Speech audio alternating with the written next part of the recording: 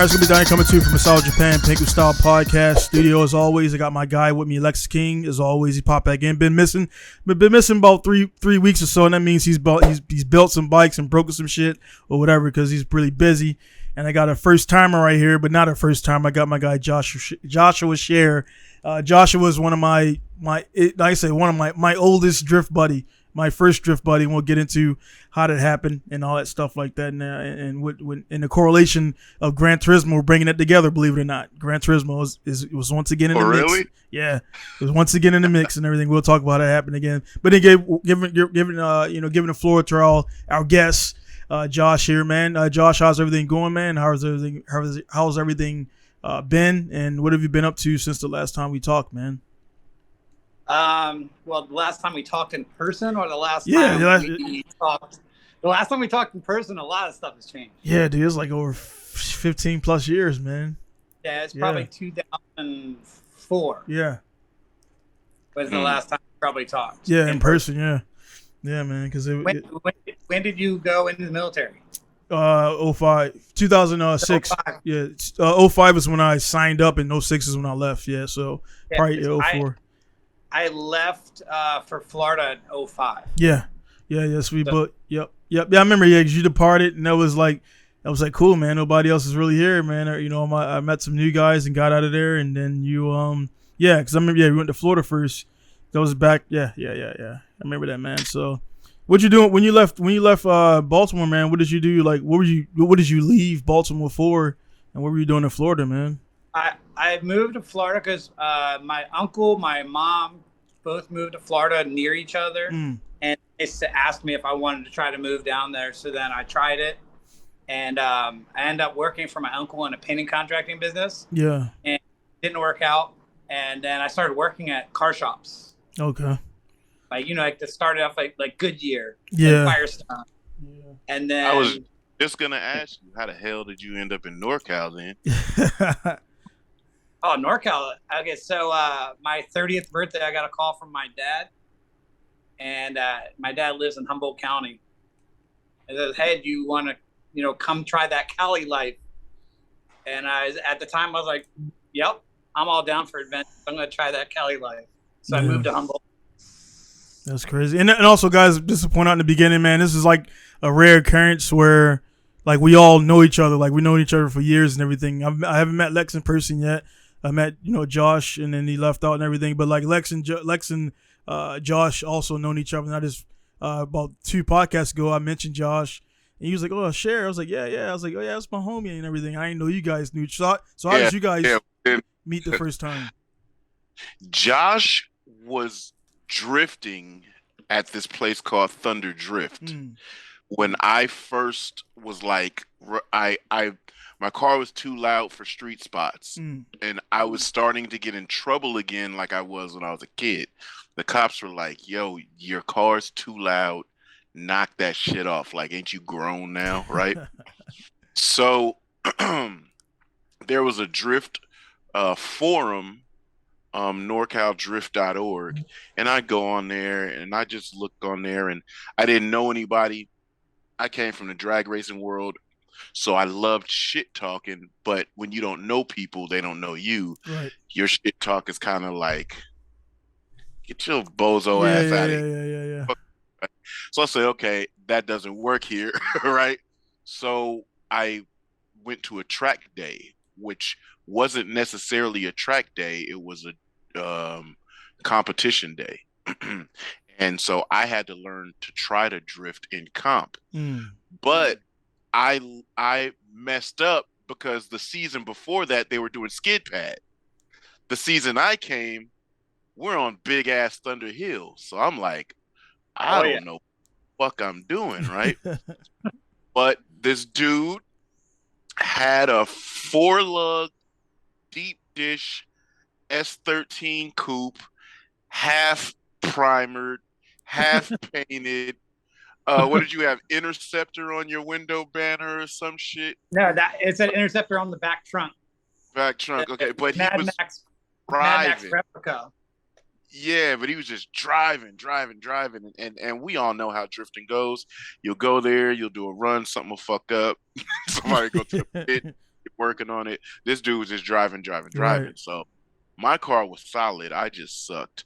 But I noticed Josh was the only dude that wasn't like when you go to a new group of people and you could be like looking over shoulders like, hey, what's up, y'all? They'll look at you like, Yeah. who the fuck is he? Right? Yeah. But Josh was more like, hey, what's up? Then he's talkative. So you get to talking and we were talking and that was kind of like shit, dude. Every event that I went to, Josh was there. So it was like Josh was the familiar face. I go to LA, Josh is there. I'm in NorCal, Josh is there. So it was like, all right, this is the homie from up north, and every time I'm somewhere, he was there. Mm. And even like in the FD circles, I'd be with my group of FD guys, Josh is with his group of FD guys. So it was like, oh, okay, so we're like we're tied in, and and I didn't know you was from Baltimore because you didn't have like the twang, the Baltimore, the lore, my lore bucket over there. You didn't, so I didn't know. Yeah, man. He said Florida, and so I knew that. I didn't know you was a Baltimore boy. Yeah. So you are. I mean, as far as I know, you're Maryland, Baltimore is your original home, Josh, right? Yeah, I'm from Baltimore City. Cool. Yeah, I was making sure because I mean, you could have had. because you like the thing about it, man. You look good, man, but you're an old dude when I met you and shit. You know what I'm saying? So it's like yeah. I was old when you met me. Yeah, hey, dude. Let me paint the picture for the first night we met. Like I don't know. It was 410 drift. Well, I try to look it up. Can't even find it without using the Wayback Machine. So it was 410 drift because it was when first thing we did back in the day, this was before MySpace, so it was 410 Drift, MA Mid Atlantic, MA Motorsports had a forum with Matt Martin and Brian and all those guys. It was what was it? I met the dudes up in VA, which was goddamn Slideways, and then 240 Club 240 and all So the forums is how we met everybody, and Matt at 410, I posted up a little meet because you guys were killing it. And I met you before, not through a forum though. Really? Yeah, because I met you in a parking lot of Crazy Race. Right. Oh, yeah, that's right. Yeah, that's right. Yeah, that's right. Man, that's crazy how fucking memories. I worked for Crazy Race. Yeah, I used to do paperwork for them in the mornings. All the cars get dropped off, right? And I would all the VIN numbers, the details. Yeah. So when cars pull in the parking lot, I spot them. So when you see a dude pull up and he's got Sylvia front end on his hatch. Yeah. Oh, that's my kind of people. I need to meet this guy. Yeah, that's right. 410. I forgot it was Urban Avenue or which fucking road was that, man? I can't believe it, man. I've been out of Baltimore so long, man. It's Route 1. Route 1. Yeah. So the one that's in Jessup. Yep. Yeah. So that's where we damn, dude, that's crazy, bro. Like you think your memory is good, but it's really fucked up. But man.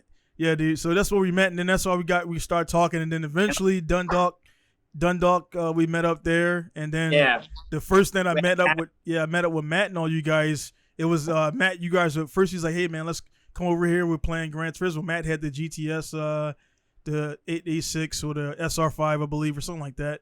And then there was a few other guys that around that time, they were like, they had nice cars. The one cat I can't remember with the red S13 hatch. He had the SR swap, I believe. So he was one of the. So like I don't remember him. Yeah, it was one cat, and then of course Randall. I met Randall through you guys. I'm still friends with Randall. I still love Randall. Yeah, man, Randall's awesome. I gotta get him fucking another OG. I gotta get on here, man. So Lex would like Randall. Randall has a ZX12R Texas mile bike that he does 100 shots of nitrous at like 190 miles. Yeah. And he says when he upshifts from 5th to 6th gear is when he hits the 100 shot. He's got some screws loose. He's a tall ginger, man. But yeah, man. So it's crazy, man. It's like flooding back now. It's flooding back. But I remember the first night we met, like at Matt's basement.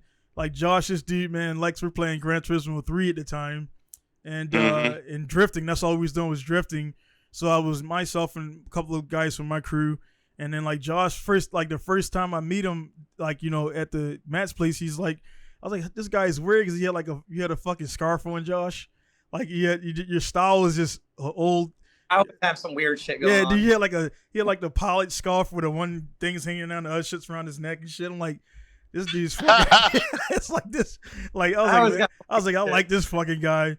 And then of course, man, it's like the fill out phase where he says something, then you say something, then you realize you guys are cool.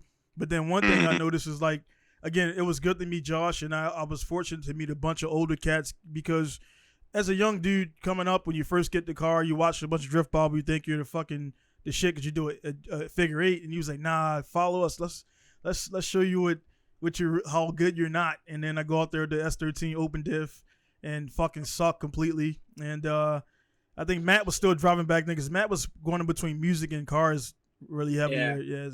And music was kind of, was making money, so it was kind of, music was. Yeah, he's toured all over the world with that band. Yeah, Matt.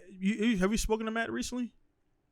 We talk sometimes. Yeah. Usually it's something politics where we disagree on or something like that. Yeah, I gotta talk to Matt too, man. You get to talk about that. Anyway, but we still get along. We still have similar humor though. Yeah. So anyway, man, it was the first night we met was around Gran Turismo 3.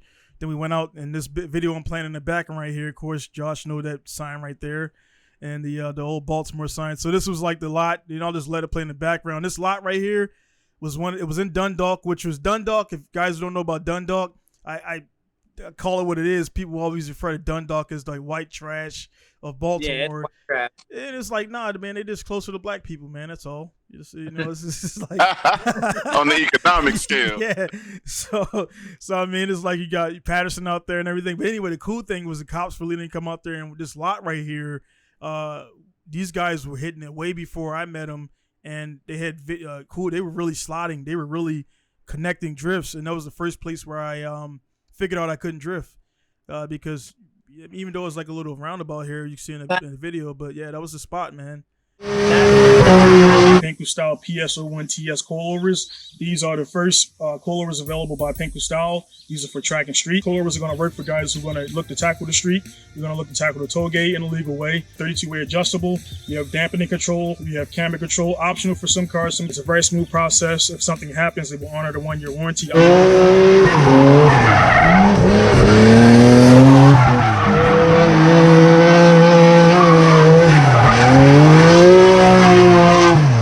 Pinku style PSO1 TS. Ready to order right now. See you guys later. Peace. That first night that I went out with that group, there is I just remember us riding down the road, and I look back, and there's 22 of us. Street drift. 22 cars, not 22 people, 22 cars. Yeah. About to. Those were the days. Yeah, it was crazy. Yeah. There is this dude, Fife. I don't know who Fife is.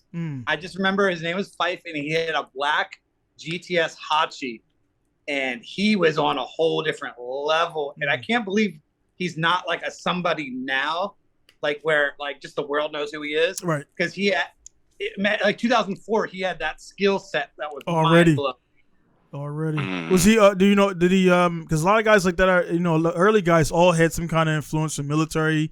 They were probably I'm not sure if he was military or not. I remember the name Fife, right? Because I believe he was on the forums. Because all those guys were on the forums together. He was from Virginia. Yeah. So he probably. I know a lot of those early cats, man. They always had like they were either in Japan or they had somebody a close friend that did time in Japan and brought over the skills. Of course, like you look at we just talk. I had Nadine and Benson on. Of course, you guys know who they are, and they were talking about Alex Pfeiffer. And Alex Pfeiffer was one of the first guys back in the day with the Hachiroku who had that skill.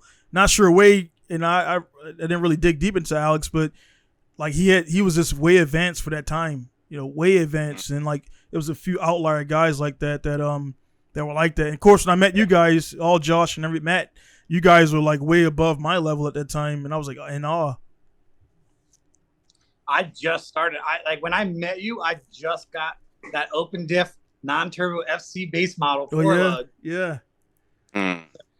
My skill set, because I used to have a rear-wheel drive cars for that. Right. So drifting came out, I jumped on it quick because I was like, oh, I already know how to do all this.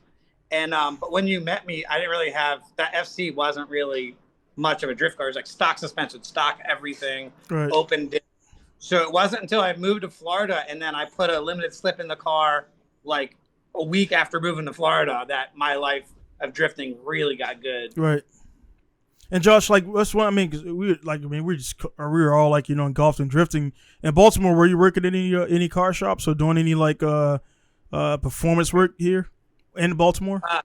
No, not really. Like I just had I had a cafe racer that I worked on, and that's about it. Okay. Oh, so you're doing bikes back then? That's what I was. That's what I was gonna ask. Cause Baltimore's dirt bike capital, right? So how did you get into? Because this shit's been going on since the '80s. So how you? That was right on the other side of the park because my neighborhood is on the other side of the zoo. Like there's like Baltimore Zoo. All 12 o'clock boys are from that area. Yeah. So right over to the east on the other side of the freeway, and that's where I grew up. Yeah, and they used to ride like Dundalk is where like the Dundalk area, for the guys who don't know, East Point Dundalk is where the guys would kind of ride.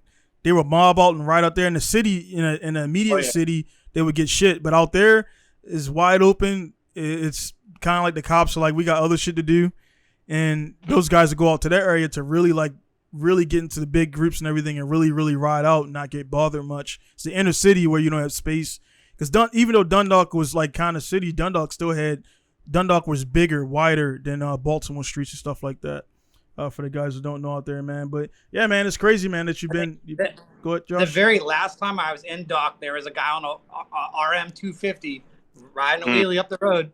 That was my very last time in Dundalk. But that shit, somebody doing a wheelie. That shit was like a normal, like it wasn't when you seen a dude doing that. It was a normal for me. It was part of life. I just always seen dudes riding wheelies and dirt bikes. I just thought it was legal because I was like, hey man, like, there's just so many fucking dudes on the roads with dirt bikes, and we just always knew it as the police weren't. I was like, there's always the rumor that the police ran some kid over, killed him. Yeah. So that they're not allowed to chase bikes. Yeah. So.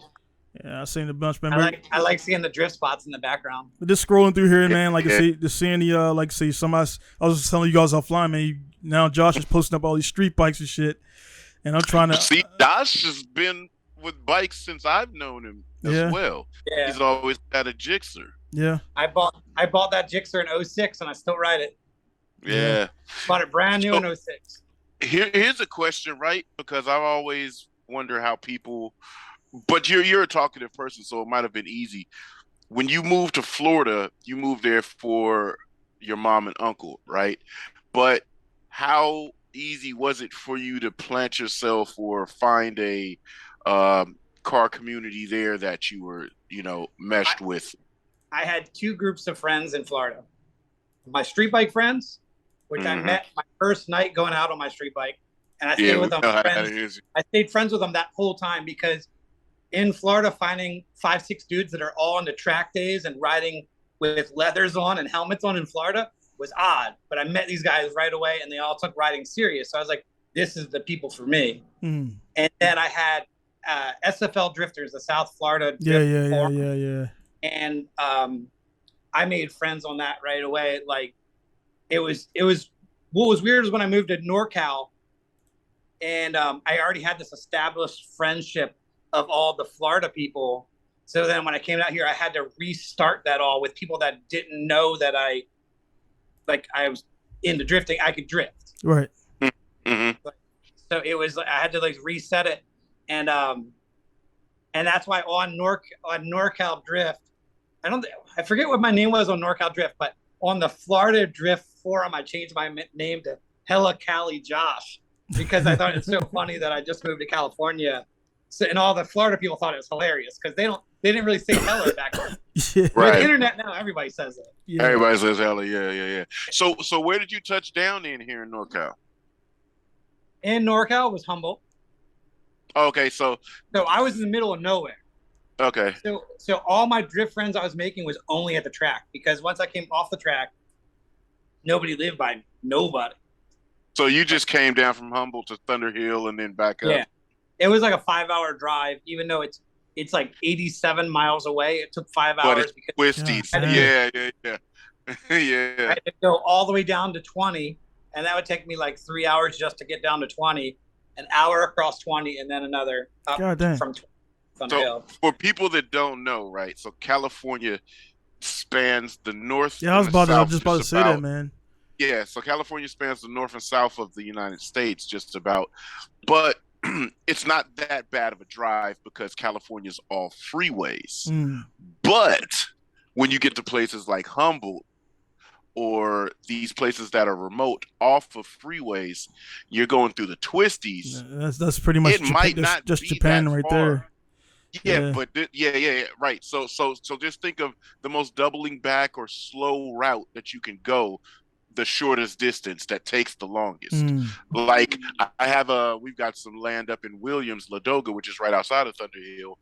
You leave from the freeway, it's literally only 37 miles, but yeah, it's like a 2 hour drive going through the hills, like way up over. So that's interesting that you were in that remote area. So when did you get to the South Bay? I moved down here because of Luke Longberger. At Thunder Hill, when I first turned the boost up on my SR, and remember when we used to party at the track? Like, remember those '09 days where we used to, Yeah, like, everybody would spend the night at the track, drink, yeah, wake up, yeah. overs, and then drift. Right. So I think it was like a 2-day event, and it was right when I first turned up my boost. So I was trying to see how fast I could enter at turn 1 after I saw Darius. You know Darius, right? Which Darius? Yeah, Darius. You're talking about T2 Darius. Yeah. Long hair Darius. Long hair. Yeah. Yeah. So it's funny. I just ran into him last week, and I reminded him of this story. So do you remember Erica that used to date Lucky? So Darius goes out onto Thunder Hill onto the east track, because that was all we had back then was east track. So he goes out, and I see him do what looks like 100-mile-an-hour entry, and I'm like, God. Yeah. And then so I go out and I do turn 2, and it was the easiest turn 2 I've ever drifted with the boost turned up on the SR. So I was like, oh, well, if it's that easy, I want to see if it'll spin 4th gear. Mm-hmm. I do turn 1, 4th gear, and then I do a second lap. I come into the pits. Luke Longer, a couple people come up to me and go, bro, that's nuts. How fast are you going? And I have no roll cage. I have those deep dip SSR Viennas. He's like, dude, if you go off track into that sand with those deep dishes, you're going to roll like 5 times, and you have no roll cage. Now, So let me let y'all me. know. Let me let y'all know how Thunder Hill is set up.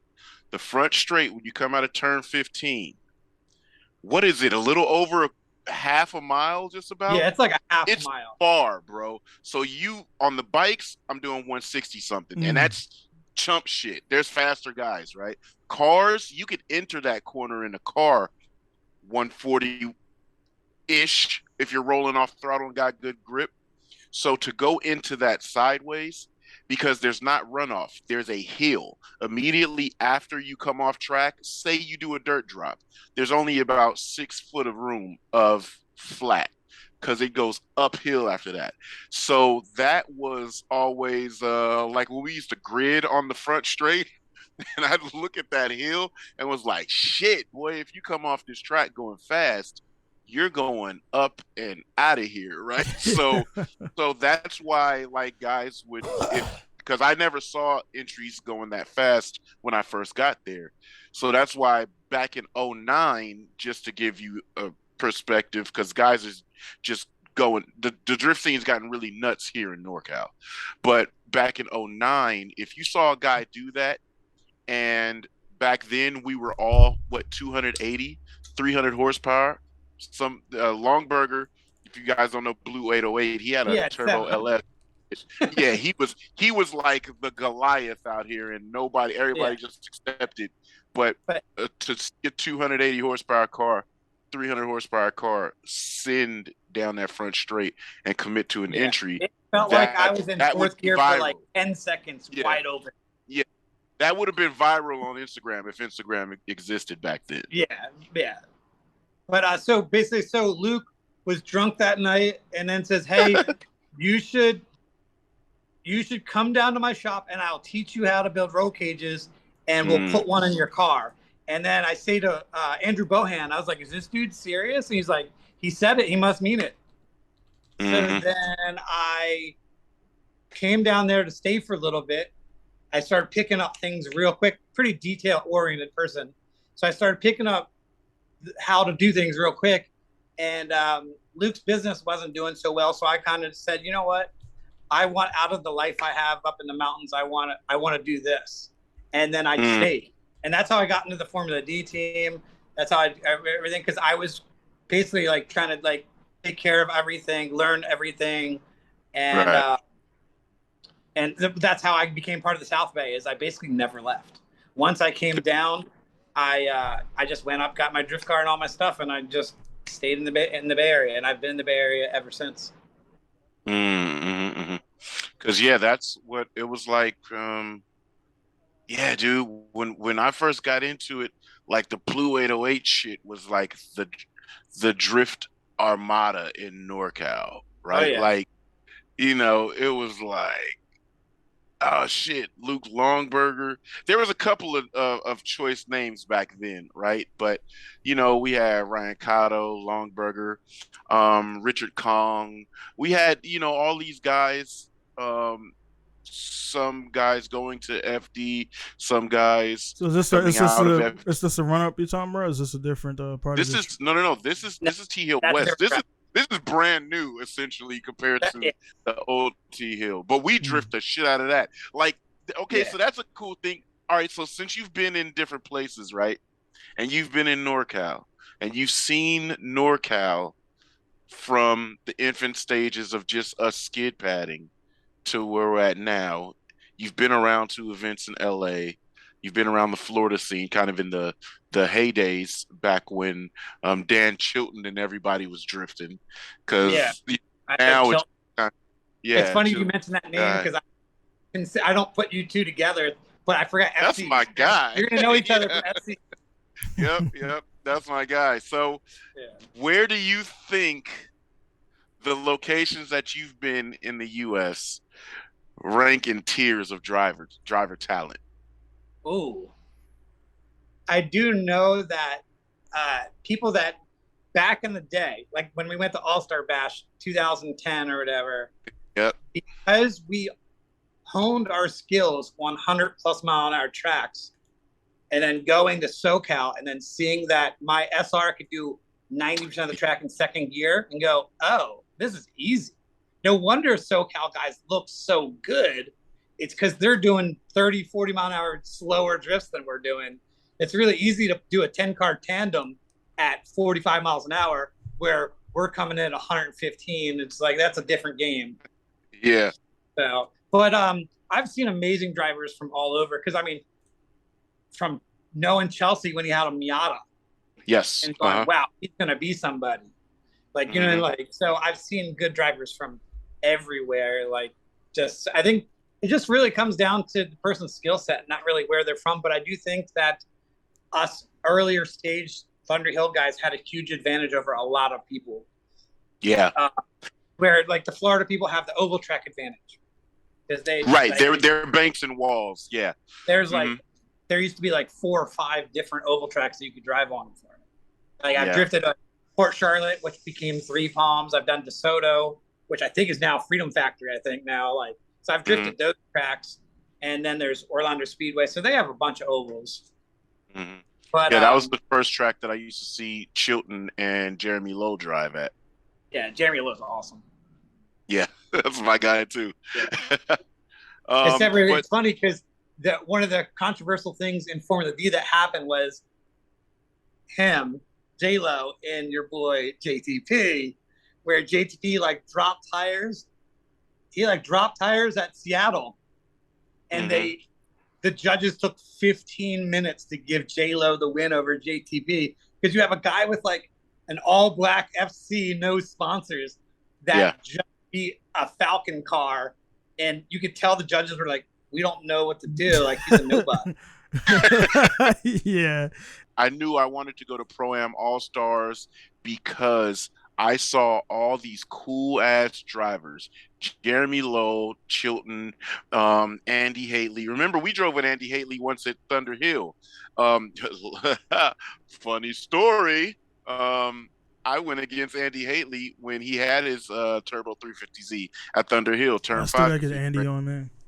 And I don't even remember Annie Haley ever being you to don't Thunder. remember that? Uh-uh. Yo, he came to Thunder Hill. We were running the Turn 5 configuration, and he had the Turbo Z. And that was I remember I qualified. Wait, was that a year that Gabe Stone was driving the white Camaro? Yes, that was the beginning of the year that I had I actually would sit in my car after qualifying and said, damn, I did that like I knew what the fuck I was doing. Cause it was like I didn't know what the fuck I was doing. And then Yeah. you know that time when drifting just snaps to you and you're like, nah, I Yeah. got this. That was the year. So turn 5 was the first time, we staged between 1 and 2. We went down, we drift through 2, we drift through 3, then we hit 4, 5, and ended on 6. That was Yeah. the event that Haley came. And I remember I qualified, I think it was 6th or 7th. And I don't think Haley qualified. Now, not testament to his talent. I don't know what was going on, but I just remember saying, "Damn, that's dude I've seen on Speed Hunters or Rector Magazine or whatever." Like, Yeah. I remember sitting in the grid and looking like, "Damn, that's his car." Like that was the cool part about drifting back then, dude. That's why I wanted to go to Pro Am All Stars, because I was like, well, now that I know how to drift, I want to drift versus the nation's dudes that battled in to this place in Irwindale, and I want to rock. And that was 2012. And I remember that because I was watching. Yeah, go ahead. Was that the year Fabian got 4th place at Irwindale? Yeah, Julian, Fabian, and all them went to Pro Am All Stars from us. Yeah, that's what I'm saying. Like NorCal came and just. Yeah, I was like, no, I want to be the second wave of that. That was like my whole drive, watching Julian and all those dudes. And that was the year Julian took Cotto's spare car and punished that motherfucker all through the year, but took it.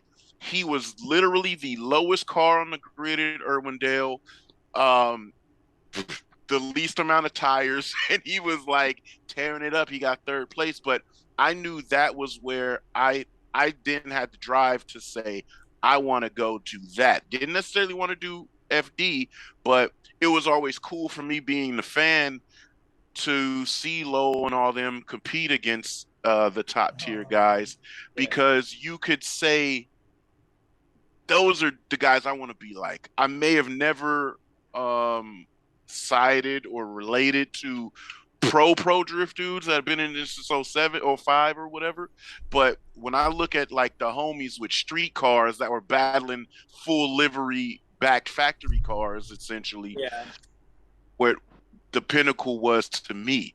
Now when it's like everybody's got rear radiators, bash bars back, and all that shit. Yeah, all the shit Josh builds. Yeah, right. But it was just like at that point in time, you could see a street car. Look at Jeff. Look at Jeff. You can see a street car battling a full built comp car, and that was where my drive and energy was going. And yeah, it was cool because we came from NorCal, and in NorCal, I felt like, especially from 2011 to 2014, I think that was the class of the killers, dude. Yeah. That was the class of the fucking killers. Put us on any track, whomever's next to us, somebody's got a problem. I didn't care. We used to go down to LA, do work at All-Star Bash. Oh yeah. Because them kicked it off. When Animal Style won Team Tandem at when it was still Zip Tied All-Star Bash. Yeah. That was when it just toppled over, dude. Yeah. We was down, boy. We was like, what? Out here. NorCal had that confidence boost when we, after that All-Star Bash, where we realized, wait a minute, we're at a different level with the speed of the tracks that we're driving at. Yeah. Like, I felt comfortable. I could probably go to any road course in the world and be totally fine because no speeds were scary anymore. Yeah. Yeah. It's a good feeling. Yeah. and we drifted most likely more than anybody in the nation because Sonoma Drifted just started. Thunder Drift was cracking. There was that marina. Oh damn, this dude here. I told him, please don't supercharge your car. Drive it just a little better. Get more familiar with it. He supercharged it and went into that wall. But we had Marina, which Marina is gone. Fat Lace was doing Word Up events. We had Sonoma. I never did a Word Up event. I didn't have a good looking enough car to do a Word. If you've been watching Pinku Style for a bunch on YouTube, you know I've been in Japan for about 16 years. One of the most challenging things when you come to a foreign country is getting control somehow on a local language. That way you can communicate effectively, make more money, do business, and all that stuff like that. When you go to a Japanese, speak to Japanese, you don't read the book. You speak to a person face to face. It's going to be Japan Language Factory, JLF. Run by Terumi Kai. I've been partnered with Terumi Kai for about now 2 months. If you want to go ahead and learn Japanese, definitely get over to JapanLanguageFactory.com. Check out the site, see what they got to offer. You'll get a free consultation when you sign up, and after that, you can kind of determine your program and things like that. If the programming course is 2 months, and what you're going to do is you're going to learn how to effectively communicate using the things that you like to do. For example, if you're into cars, they can talk about cars. If you're into bowling, they can talk about bowling and center your lessons around stuff that you're interested in versus trying to learn about, let's say, banking if you're not into banking. Right? So there's about 2,000 Japanese letters. There's over 500,000 Japanese words and phrases.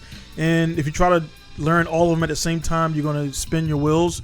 And at the same time, you guys know out there are kids, when kids grow up, they speak Japanese. They don't go to school. They just speak Japanese naturally from where they hear. So it is possible for us out there to learn different phrases, learn Japanese properly, and apply yourselves in a fashion that you're actually going to learn Japanese the way you want to learn Japanese. So again, that's going to be JLF. Check them out. You're going to enter code Pinku Style JLF. That's again Pinku Style JLF when you sign up, and that will help out the podcast, and that will actually get you learning Japanese quicker. So again, check out JapanLanguageFactor.com. Terumi Kai. And you guys will be learning Japanese in no time. Peace. Yeah. So let's segue on that, because I'll definitely get the OG on here, man, and talk about that, man. Josh, you've been in the game for a while. You've seen the game mature. You've seen the game grow up and all that stuff and everything. Before we've been around before FD and all that, man. Like, so what? I mean, and I know you work in the industry, so it's like I'm not saying like to bash the current guys, but like, what's your opinion, man, on the current state of drifting, man, as far as like, you know, what new cats are doing versus what some of the older cats are doing and stuff like that, man? I mean, I like that there's a variety of everything. There's the people that like the street style. There's the people that like the just drive with their friends and their like I like that there is 20 different ways you can think of yourself as a drifter. Right. I always explain drifting as skateboarding. Not everybody is a Tony Hawk. Right. Some people are the gutter punk kid with a skateboard that you just see stand on the corner, and then some people are Tony Hawk and getting paid. Right. We're our boy Bucky Elastic from Baltimore. Because sometimes you go to do a skateboard competition. Sometimes you go straight skate on the street. Sometimes you go to the skate park with 10 of your homies. Right. That's just, you want to do a 10 car tandem at the track. That's like going to a skate park. Right. You can go be pro at a competition where you're judged also. But that doesn't take away from the fact that some weekends you don't go to a comp. Some weekends you go and you do it on the street. Right. And you go and you bomb some stairs illegally. Like, I like that there is every level of drifting. And so I kind of like where drifting is going. I think it's better now than it was like 10 years ago. Right. There are a lot of people I saw drop out of drifting because it became it became too trendy. And then the people realize it's too fun to care if it's trendy. That part. Because exactly. You don't have to do just the one thing. Right. Everything. You don't all have to go into Formula D. Right. There is other things you do. And that's what I want to actually, that's the biggest thing, because it's like it became a trend, and it seemed like it's kind of tapering back off. I didn't care about it, and then now I got into like the comp stuff, started my business, and now my reason for doing comps is totally marketing for my shop and to display my stuff or whatever, and make business deals and connections. But like there was a point where like now a lot of cats like they're go, like Lex talked about a bunch before, dudes getting a few points in pro spec and then bombing up to the Pro 1, and it's like, dude, you're not ready yet, dude. Like your skills, your car, your program, and they just want it, and they're doing it now for the likes. They're doing it now for the likes and just to show face and be there. So it's a trend now where, again, the pro stuff is being kind of pushed on people a little bit too much before they're ready for it, and then they're doing it for the wrong reasons where they're just losing money. Like, I mean, it's kind of, you know, I mean, you're just paying for the purse money for the top three. That's always going to win. Well, I think it's better now than it was when I first started working in Formula D. For like 2-3 years, you would see people come in, do a season, and they're gone. In and out. Forever. Yep. Yeah. And there's a lot of dudes I met that were super nice. They were talented, no budget, no breaks. They didn't get that beat Osbo lucky break. Like when Matt beat Daigo or was putting a fight up against Daigo, that was his shining moment where he went from always being a consistent, gonna make it in the top 16, but to now always making almost podium or podium. Right. But there's a lot of people that never got to that level, and they just disappeared. Right. Like what was that one dude's like Mendoza? Like we got Walker Wilson. Go on and on. Yeah, we can go. And in their defense, they're all like, you know, that's what we were talking about before too. Everybody you mentioned, like in their own right, they're the top level of drifters in America or wherever. Man, it's just that drifting itself is like drifting, and then there's the competition, the pro stuff. It's a whole. You can be great, but you got to look at RTR, man. Like they're and Chelsea is great, you know what I mean. But like you see how he just blew up when he went and got the support from RTR. But see, he was on the cusp. Right, he was already. Yeah, that's what I mean. I don't want to say like taking that Beamer and putting it on people, right, just enough to flash. Right. Where people say, "Ooh, Chelsea Denofa." Right. But then in Long Beach, when it was raining, and Josh knows pro drifters in the rain in Long Beach is alligator fuck house. Right. and he took that car all the way to the end. Car was a piece of shit. If you looked at it in person, it's different sizes on all corners, right? The car had been crushed and smashed, but he made it work because that's the talent of a driver that he is. I remember after Long Beach qualifying, he gave me a hug. He's like, I put it on every wall. Yeah,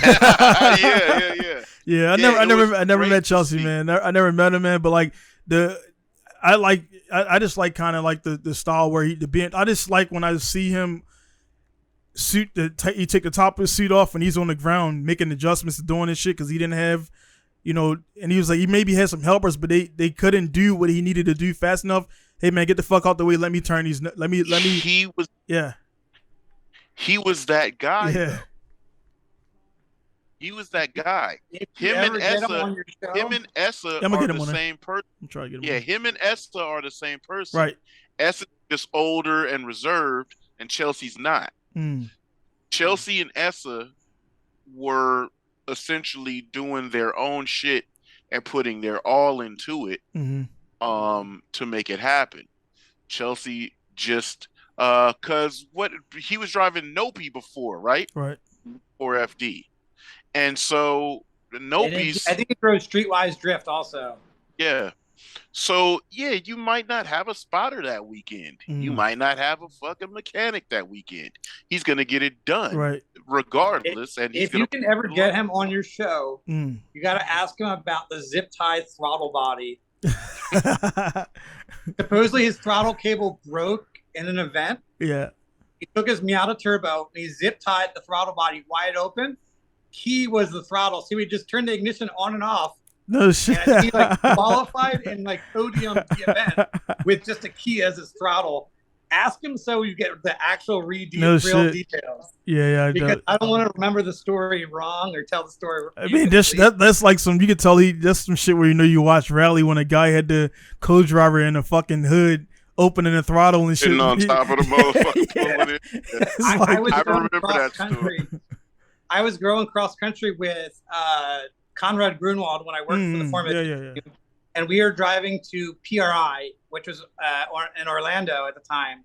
And as we came across the country, I saw that Chelsea was looking for a ride from Houston to Orlando, and we were stopping in Houston because that's where Conrad's parents live, and which they're British, by the way. I don't know if you knew that. Yes. Like, yep.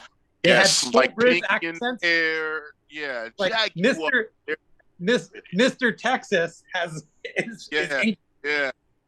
And but so we pick them up, and so I know about the zip tie story, and I'm just introducing Conrad to Chelsea, where Conrad knows of Chelsea, but to me, Chelsea was like a hero, and Conrad wanted a second driver. So I was like, I know the guy, Chelsea. We're gonna pick him up. I want you guys to talk, see how this goes. And I actually rubbed that in his face. Awesome.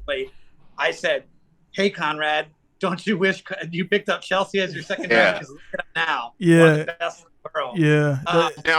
Now look at that. On that road trip, I made Chelsea tell Conrad that zip tie story so that I could hear to tell if it was a real story or not. Yeah. But you should get Chelsea to tell you the story on this podcast. Yeah, see, that's so cool because that's how drifting used to work back then. Yeah. Hey, I know a dude. Let me introduce you. Boom, bang, bong. A situation comes from that.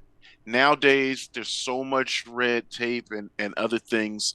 It was the Wild West back then because you would never get a car that cannot operate its throttle through tech inspection. Kevin Wells will be like, you get the fuck out of here. and when the shit gets figured out, then you bring it back. But in the middle of an event, if that happens, you're done. You can't run. You're not gonna run, And that's the PB. No. What is that? What am I looking at? It's Seattle. Oh, okay. No. That's not Seattle. That is what's the St. Louis? St. Louis. So Chelsea's one of those dudes like Matt Fields. I remember sitting in the car with Matt Fields. Matt's like, "Come on, jump in, ride with me." And so I was like, "Ooh, this is the first fucking time I've been in a pro car." Like even before Justin, I've never ridden with Justin. Fun. Except for when we hand my boys SRS 13 and shit like that. But yeah. I jumped in the car with Matt. Matt was, dude, in college, like working his ass off in school and then doing this. And we're sitting in line at Sonoma, we're talking, and he's like, man, dude, I'm right there. Like, this is a super transparent moment. Matt's like, bro, I'm right there. I feel like this is going to be the year. Now, this is when I was Fat Lay sponsored. Matt was Fat Lay sponsored. Matt's car was neon highlighter yellow with the purple chrome stripes all over it. Yeah. And in there, just having like a man-to-man moment, he's like, bro, I feel like I'm close. I feel like I'm going to be right there. I feel like I might get my first podium. I feel like. And when we're in there and we're driving, and when he's driving that fucking thing, and the way he's chucking it, and that car was beat, right? That S14 was beat, right? And he's chucking it, and I'm sitting in there like, God damn, these movements is crisp. Like this is amazing. Yeah. Remember, at that time we used to have Conrad Grunwald come out. What was the other dude from China that bought Essa's old FC? Charles Ng. Charles Ng.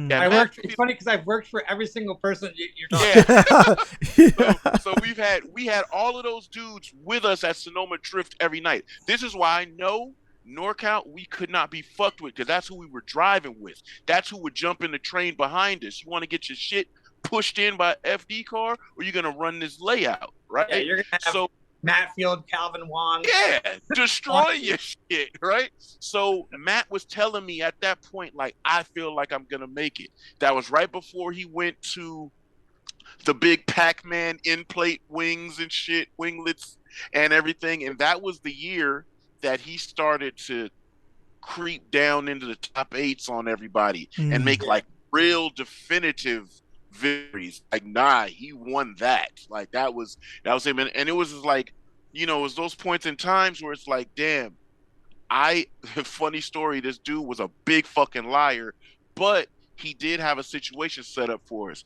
I was going to get sponsored and Matt was going to get sponsored. And me and Matt kept going trying to take these meetings, but this dude kept trying to play middleman and fucked it off. We were going to get pretty good funding. And the day Matt and I kind of sat at each other at this Denny's, off Hesperian in Hayward, and we looked at each other because the dude went to the bathroom and the other dude didn't show. And Matt and I looked and said, "Yo, I think this dude fucked us up." The story actually was, dude was trying to get 50 grand for himself to be Matt and my manager. Mm. Like, motherfucker, we do our own thing, right? Yeah. But I remember watching Matt with the option of getting some extra money, and dude just needed a little bit more help. The option of getting a little bit of extra money was so fucking big to him, right? Because this is a guy that if he got a couple of extra bucks, his FD program probably at that time would have leveled up. Mm. But in due time, through work, you see where Matt's at now. He's doing his thing. He's got a really great thing going on at Drift Cave, and it's just like it's the testament to work and being around, because Matt's been around for mad long. Mm. If y'all remember, he had the biggest, most obnoxious, gnarly wing ever on an S13 with the most minimal arrow, which I don't know how he even pulled that wing together and was like, "I'm putting this on my shit," but that's what it was. But Matt's been around. That S13 was good looking for back in the day. That was a good looking car. Back in the day, yeah, but the wing was huge. Yeah. How big was that fucking wing, dog? But it was like, but Matt's been around for ages. So when y'all see him and y'all thinking, dude's hella cocky now. No, he's not, bro. He's just super directed now because he's done everything else. And this is what he knows what's working. Working is the work ethic that he has, the direct focus that he has, right? And then get back and treating it super serious. Oh yeah, because when I used to work with there, it used to be. I mean, they had a sticker on the door, and it's like my drinking team has a drifting problem. That was on the front of the drifting. Because it was party. Yeah. And then he started taking things serious, and he still had the S14 when things got serious, but then once the Corvette came, things just got real serious. Yeah. Hey, do you remember when he got banned from Winter Jam from Sonoma? I remember he used to compete, and it used to be, but I don't know those. I just know that he would just whoop everybody's ass in the comp. But you're talking about something. The comp shit was fine. Matt is a fucking party animal. Yeah. And his party habits got him banned from Sonoma for a year. But Matt is like, I didn't know that. Oh my God, dude. Maybe we'll get Matt on and have him talk about it. I see, so that's the thing, man. It's like, that's what I like about Lex, man. Certainly, they existed. Those blinded by ambition. Those consumed with vengeance. But here, they do not exist. Only winners and losers here. For here, the mighty.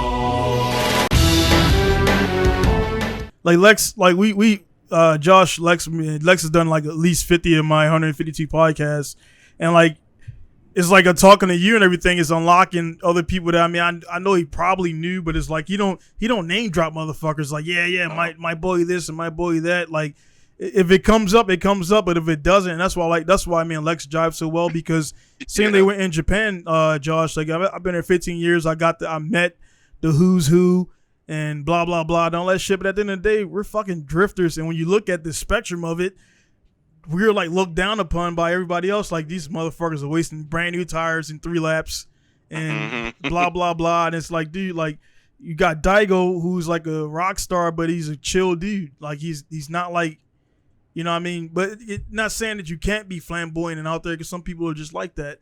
But that's why I like drifting, man. It's different personalities, but I think drifting is like of all the disciplines, it's not like, well, it is kind of who you know, so that's a bad statement, but it's not. You can still have your own style. It's not ultra political, but then it is. So I think is when you get to the pro shit is when, like you said, Josh, you were saying they didn't know what to do with JTP. I can't. Yes. Okay. So right. That's where this group conversation came up at. Right. All right. So we all know, guys were saying, "Oh, Daigo is dirty." JTP had been doing that. And Daigo did it to him, and JTP couldn't take it. They both did dirty drive into each other. Now, we all know there's many different ways to initiate a drift. Right. And we all know in drift competition, I'm not going to give you a lob to give you the easiest chase. It may not be what you would think that I would do, but as long as I'm within the rules, I can do whatever the hell I want. And if it's not good, the judges will say, that's unchaseable, or hey, a little bit of foul play. So just to refresh everybody, Daigo was doing 112-mile-an-hour entries. This is the old Florida layout. Daigo went in when Justin was chasing him and did the 80-something mile-an-hour entry. Josh knows, as being a spotter, what do we tell our drivers? Hey, this dude's been doing this all practice. He did this during qualify. This is where you should expect him to be. Figure it out from there. I got a funny story about this situation that I'll tell you.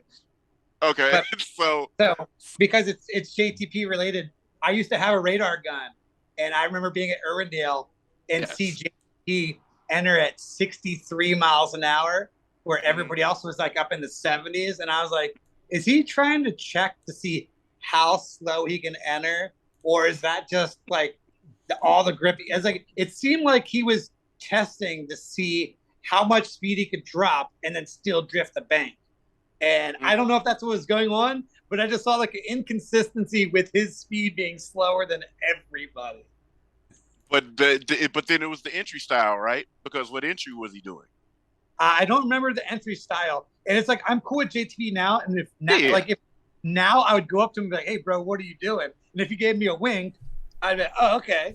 But but like I didn't meet JTP until last year. Oh, really? He was just one of those people that just never seemed like they wanted to talk to me. And I met him and he was cool as shit. And that's what I've always told everybody. I'm probably that. I'm probably that guy. Like that. I've always told everybody that. Yeah. I'm probably that guy now. With the Daigo thing, so this is how this went about, and this is what was shown on television or the stream. I can't find an then, exact one. What? Then this is the 2012 Palm. It would be at Palm Beach International Race. Yep, Daigo versus JTP.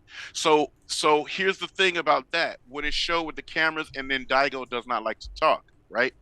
So when Justin walks over there, that's what Justin's going to ask him. Yo, did you just fucking play games? Were you straight up? Like, what was up? And Robbie steps in. Yeah, and that was yeah. Right? So you could play this and watch this. Daigo had been doing 112-mile-an-hour entries. Robbie Nishida was doing 107-mile-an-hour entries. This was a fast-ass entry. Now, as a spotter, I'm going to give Justin that information. Justin is now going to try to translate that into a chase. The way that Justin initiated and tried to run this chase is for high speed. We're all drifters. We've all done chases. Watch how this man tries to chase what he assumes is about to be the fastest lead run of the day. And, so this is Justin's entry. It's crazy as fucking 10 years ago, man. This is decade. Yeah. That's fucking crazy, bro. Because Daigo came in and left. So now look, me as a spotter, I'm going to say you had a great lead run. He had a shitty chase. He was shallow, blah, blah, blah, right? So he's going to sit in his driver's seat and say, okay, cool. Let me just put on a pretty chill chase, but let me be on him. But on man shit, you're going to be in your head like, I'm going to put it on this motherfucker's door. I almost got a championship last year. I want to be the man this year. Now you saw that entry. So this is what everybody said. Like straight shallow up. JTP, but Justin's entry. Justin's entry was a big angle speed scrub, and then he accelerated with a good amount of angle into the outer zone. So now on Daigo's run, Daigo does a Daigo thing, and what happened after is what set the world ablaze. Yeah, and made because I even made a meme about it. And like, so I didn't know you guys were yeah, tight and everything, and I and just this is what made people think that Justin's an asshole. Now watch this. yeah. He assumes he's gonna have the fastest entry. Daigo big speed scrubbing brakes. That was Justin assuming that he was gonna be going fast. That was an 80-mile-an-hour entry, not 112. Now Justin burns rubber off, and everybody's like, "Oh, that nigga mad," right? Yeah. So, so You when didn't you show it though. I didn't get to see it. so he burnt rubber out of there. So at the end of this, where Justin walks up to Daigo, this is just on man stuff because, like I said, as a spotter, I could say, "Hey, he had a shitty chase. I just need you to be close on him. He wasn't close on you. I need you to have angle in your chase. He didn't have angle in his, and you'll be good to go." Justin's gonna try to man up on him and do work in the chase. So that's all that was him walking up, "Yo, what's up?" And then you'll see Daigo in the conversation kind of annex Robbie, and it's on no, "Hey, yo, no, I was not playing games with you. This is just how it was." And so that's where the conversation of dirty entries came about. And I'm like, it's not really dirty in competition. You do whatever works for you at the time. We know that FD Pro car. How many laps are you going to get out of your tires, Josh, on the FD Pro car? 2. How much tire you got left when you line up on that second run? Not much. Right. So Daigo could have been curtailing his entry because he had a 1,200 horsepower car back in He 2000. also had tires that had thicker tread depth than everybody else, as far as I remember.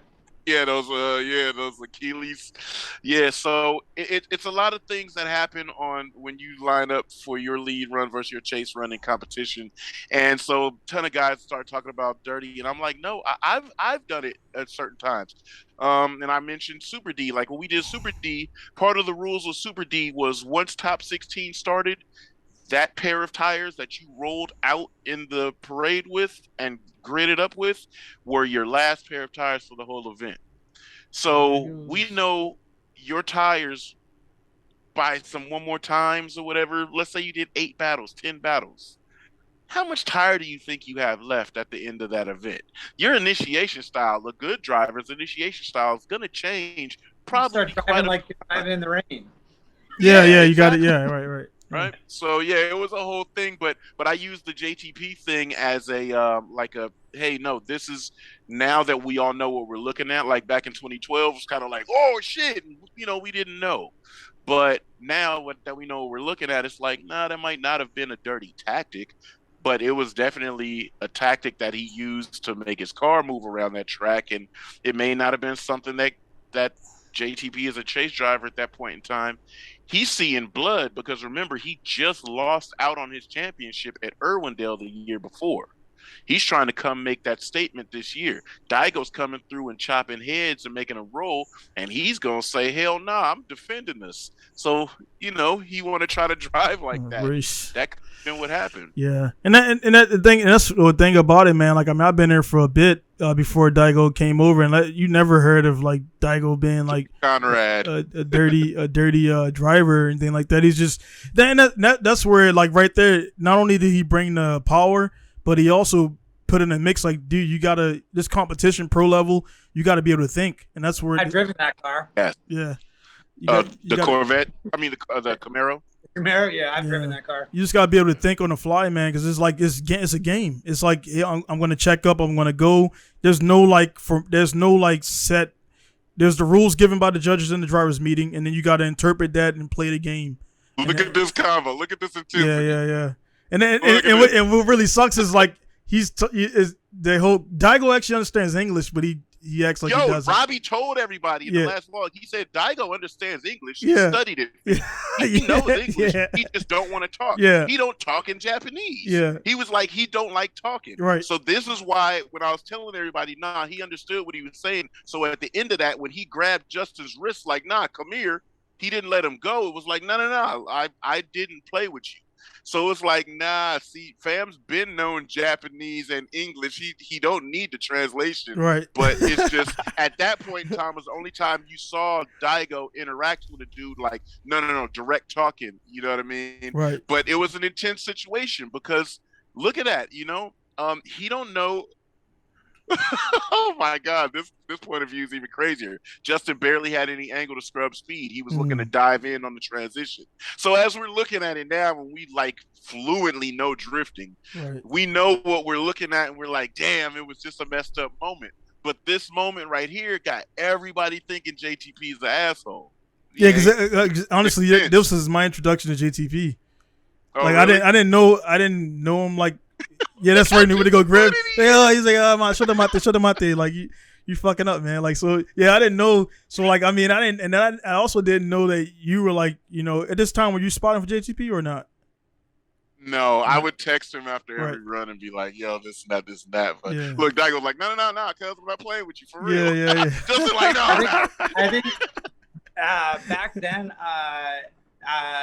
it was all the Falcon guys. So it'd be like Jonathan Bradford would be up there, and those guys would be up there. And like Falcon was very tight. I'm gonna forget still are very tight. Rookie of the year, man. In the spotter stand, sometimes you would miss some details, and you would get notes from somebody else. Like with Walker Wilkinson's wife, or I think they're married. She used like if we missed something, she'd be there for me, and hey, like what was the entry speed on that? 88. Okay, cool, got it. Like, because sometimes you're looking at the details of where the guy's going, so you can't look at something else. But those Falcon guys, we'd look have over Jay towards Brad, them, they would close their notebook right in front of you. Yeah. Nope, you don't get anything. Fuck you. Yeah, see, I got the luck of being part of that.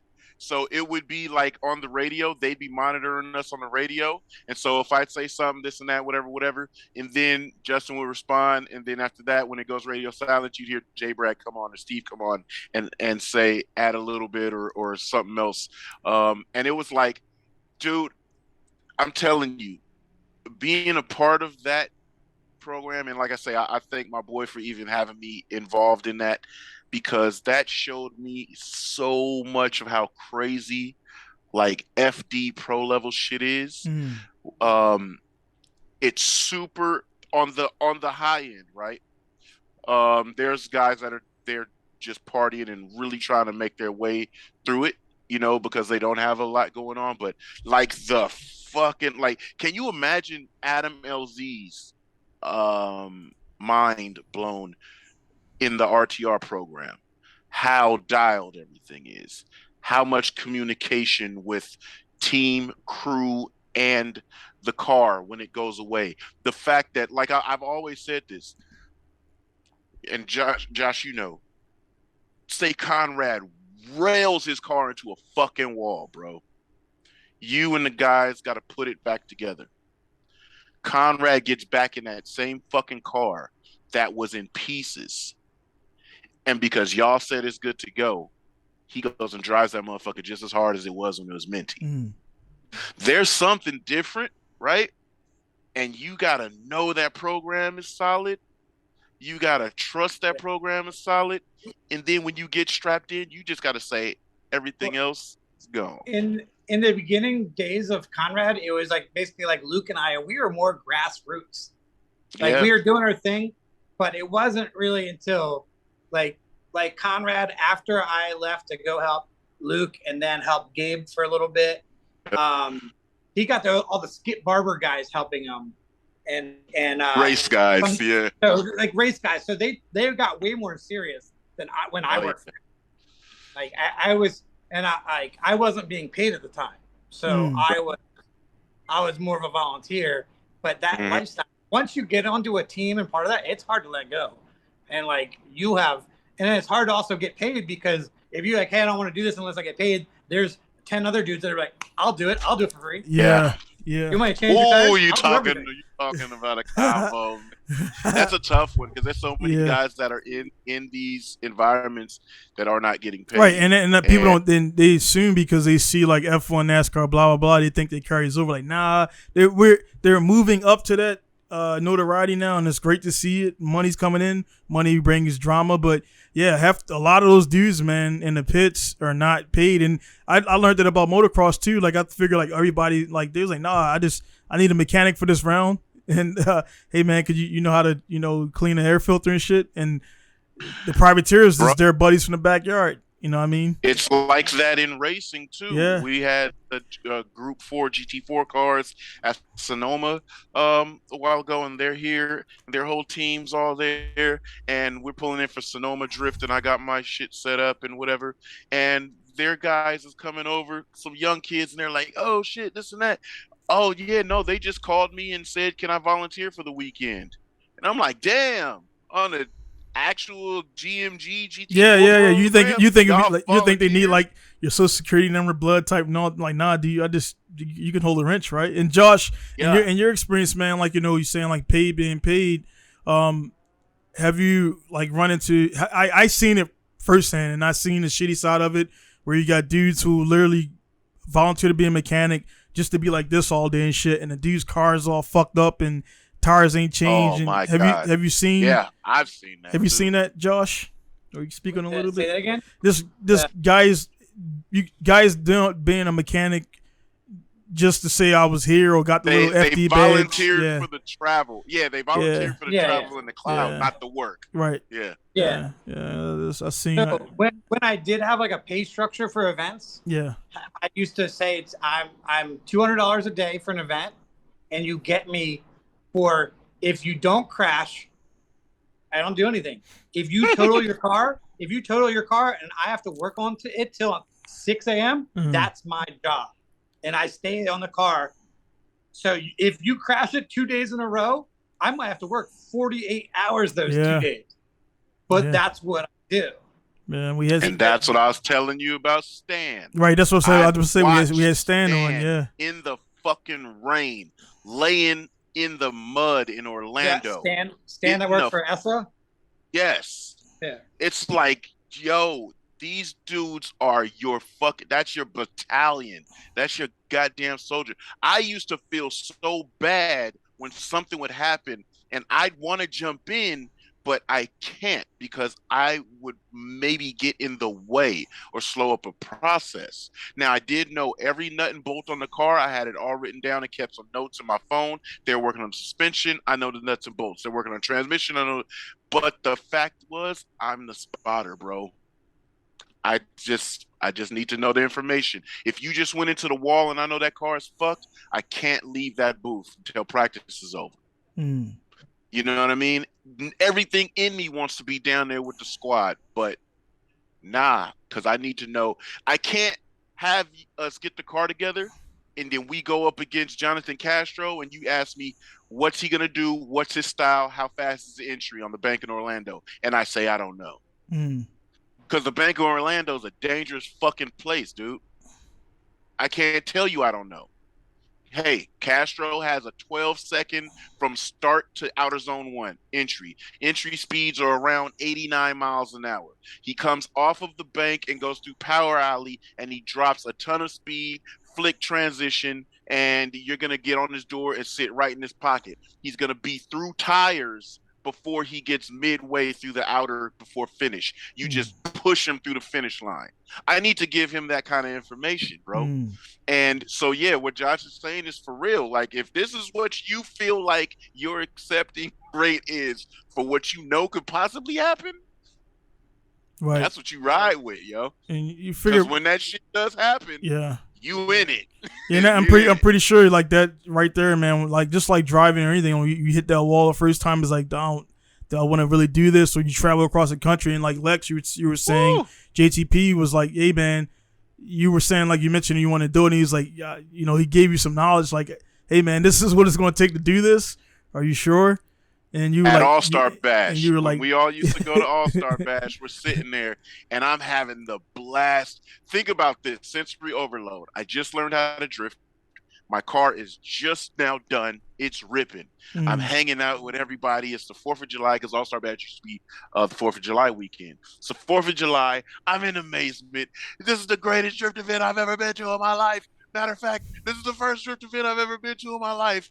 I'm having a blast. People are everywhere. Fireworks, dope cars, night drifting. Yeah, I want to do this. Justin's like, you don't want to do this shit. Yeah. Because at the time, he was campaigning his Green FC. He just was getting over to the Ron Bergenholtz situation because it was so hard for him to campaign his actual street car. His car at that point in time was 470 horsepower, Right. built just like my white car. You go pull up him versus June Mang in ATL in Atlanta, JTP versus June Mang. That was some of the last days of his car, but it just wasn't competitive to that point. And that was only the 400 and 500 horsepower days. You know, it was a tough road. So Justin, as my partner, June Mang, go down. Where's that at? Justin, oh my God, they got that kind of that. And you have June Mang on your show, has everybody found June Mang? Yeah. But that hey, was that I was need to make one of those searching for animal chin shirts. Searching for June Mang. Yeah, but that was the point in time. Justin gave me real shit. We're chilling, everybody drinking fireworks. It's midnight. We drifted. Yo, the real side of this drift shit is professional side. This shit is tough, bro. Right. Do you really do this? Yeah. Bro, watch this FC step in June Mang's fucking neck. That was, if overtakes was overtaken, he would have, look at that shit. That was, boy, that shit gets me fired up. But you don't see that. You can't do that. If you would have did that shit now, zero. Because you just pulled past the lead driver and then you backed off and made the rest of the run like, you know what I mean? But those were the days, and those were the days that Justin was campaigning his actual car. It was tough, trying to find tires, trying to find title sponsors, trying to really make it work. He was grinding. By the time he got to the Falcon Mustang, it was like a weight lifted off his shoulder because he just had the shit show with Bergenholtz. And again, I don't on a lot of shit. If Justin ever came on here and wanted to talk about that, which I highly doubt he would, you'd find out. But it's just like so many things in the dude. I remember that. Why do I remember this run? Yeah, what years were you with Greenwald, Josh? It was the end of 2010. God damn, and then dude. 2011. So and then 2000, I think 12 and 13, it was more like Luke Lomberger, and then Gabe Stone, and then things kind of fell off after a while because it's like I got laid off from Blue 808, and Luke started doing weird stuff. Like he had some girlfriend as his spotter, and then it'd be like, "No, babe, you're doing good." He said, "No, Lex, what you got, man?" He's like, "No, I know these things." Yeah. That's like when the UFC dude had his girl, Mike Perry had his girlfriend corner for 2 fights, and Dana was like, "Hey, dude, you got to go." It's like you got your girlfriend cornering you. It's like no, what Josh is saying. What Josh is saying is real. There's another driver that Josh actually did mention, and their old lady was their spotter, and real shit. He'd radio up to her. How was that run? Babe, it was so fucking hot. Yeah. And it wasn't, right? It totally wasn't. Right. But that's your girl telling, "Oh, you did great, baby. It's fucking hot." But it's so funny because so check this out. So he's part of Grunwald situation. What a lot of people don't know, when Conrad Grunwald stepped up his media game with Andrew Bohan, and they were vlogging. They were making vlogs of the events and everything. That was kind of like the start of really like getting in inside. Camaro build videos were good. Yeah. Corvette build videos were good. The production value was up. Yeah. We didn't Bohan get was that killing before. that stuff back then. Yeah, we did not get that before. And it was like, oh shit, this is tight. And then Longberger built the Vet, right? Wasn't that like the first C6 just about that we saw in Pro Comp? It was the first C6, yeah. Yeah, before I that, mean, there was the Tanaka Racing C5 five, that which Alex Pfeiffer drove. drove. Alex Pfeiffer drove. Yeah. Like, And it was like at that point in time, we were getting insight in it. And then it was like, oh, like, we had things like Rec Magazine would do like event recap and things, but we would get event recaps, highlight reels. We wouldn't get a vlog, win, lose, or draw, what the driver was thinking, what happened, what the crew went through. Like that was some real fresh new shit at that point in time. And Grunwald and you guys, Bohan and everybody was the start of that. I feel like. Right. And speaking on that, man, like you saying fresh new shit, man. Like you just seen was that Rome and that yeah, it's Rome's car, Charpentier. And like Josh, like far as the new blood, man, like is there any new drivers? And I following that, I want to ask you about like international stuff. Is there any new FD drivers that you're seeing pop up a bunch, and you think they're gonna be the next the next wave of regular faces? I do think Rome and Dylan are going to be around for a while. Yeah, I think the two are at that level that they can hang big dogs. Yeah, it's cool to see that. One person I do root for a lot is Jonathan Hurst. Yeah. He's one of the new guys. Yeah. I like Jonathan. Yeah, I had Jonathan on too. He's an awesome dude, man. I volunteered for his team. It was basically Hurst and Human Rahimi both were coming to Urbandale, and they didn't have any helpers really. So then I got my friend Chris, who's a mechanic, and we drove down to Urbandale, and we were going to help Jonathan and Human out, and that's how I became friends with those guys. So I do root for Jonathan, and I hope that he keeps, being like a Matt Field, going from those top 8s to moving up to podiums here and there. And I enjoy him. And I think it's funny that when he first came to California, just like he went surfing and skateboarding, and it's like he was doing all this cool stuff, and being from that, he's from where's he from? Kentucky. He's from Kentucky. Yeah. I thought that was really cool. And so I think it's good because the generation before him were those people that would come in for 1 year, disappear. Right. Still around for a couple of years. Right. So I think that's good. And then like the overall is the attitude, man. Like it's refreshing to see like when he had the incident with Ryan and sent him into the wall. And he get out the car and he's just like, all right, we'll fix it. In an interview, is just like he's like when you crashed. Like I just had a pretty decent wreck a couple weeks ago. You guys seen it, and I had a couple new drifters, and they're like, "Oh, I'm so sorry for him." Like, dude, this is like crash 10 of 10 or some shit like that. I don't, you get over it. You get over it, man. So we've been driving with Rome a lot in the last 6 months. Yeah, right. And why is it that that's our selfish, that's our little selfish secret, right? Every year we drive with countless FD guys, right? Rome, we just get it in at Winter Jam. We get guys here we get to drive with every year. Here, let me tell you something weird I think about Winter Jam. I think it's weird because I drove Grid Life Midwest. And so I didn't know that they keep the pros in different groups. Yep. That's why when we started with, I was working on the Eurofighter, so I had to skip the driver's meeting. Yeah. I pull out on track where they line up. So I usually want to line up with who I drive with. I drive with Matt Field. So I'm like, cool, I'll line up behind him. And I forget the guy who runs Grid Life. What's his name?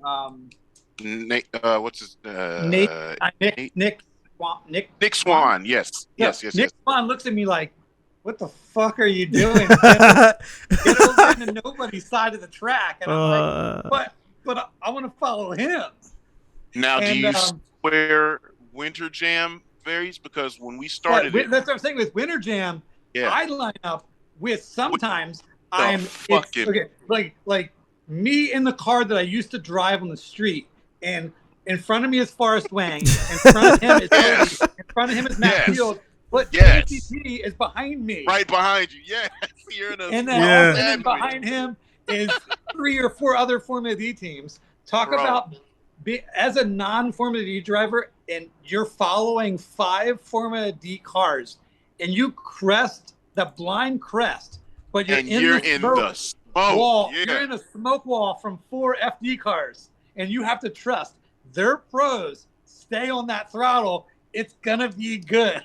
Yeah. And that's why since 2012 we've produced the best fucking drivers, because we've had that. When we developed it, and goddamn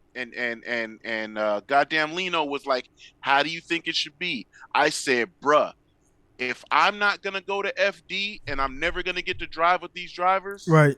I want to drive with them here at my house. Right. I want to drive with these dudes. We're gonna mix it up. We're gonna have fun all day. Now, it had to change because Matt Field is wild, but we used to all pit in the same place. Now we have different pit compounds, pro and the standard shit. But when it comes to driving, do what you line up with whoever.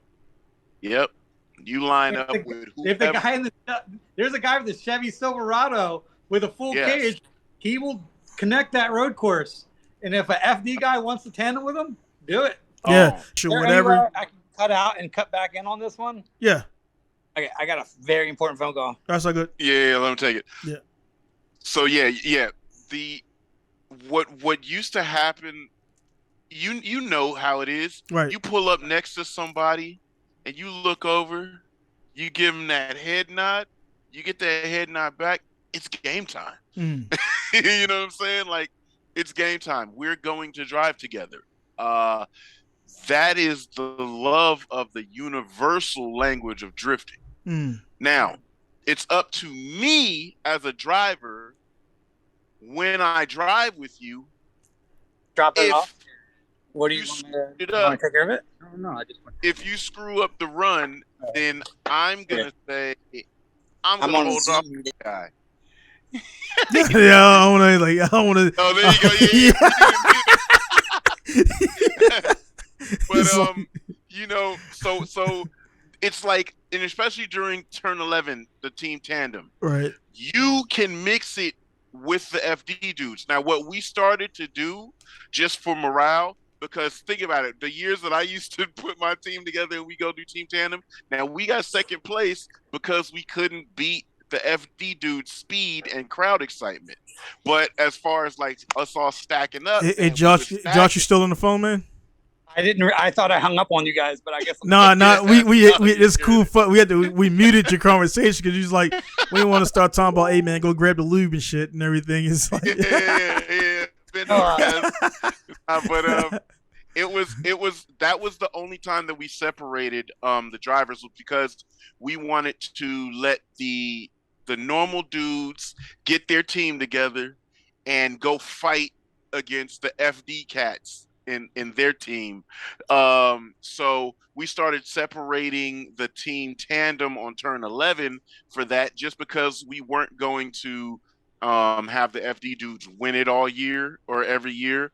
So it was usually, what's that? A vet? Oh, he working on something. So we usually PR1. do that.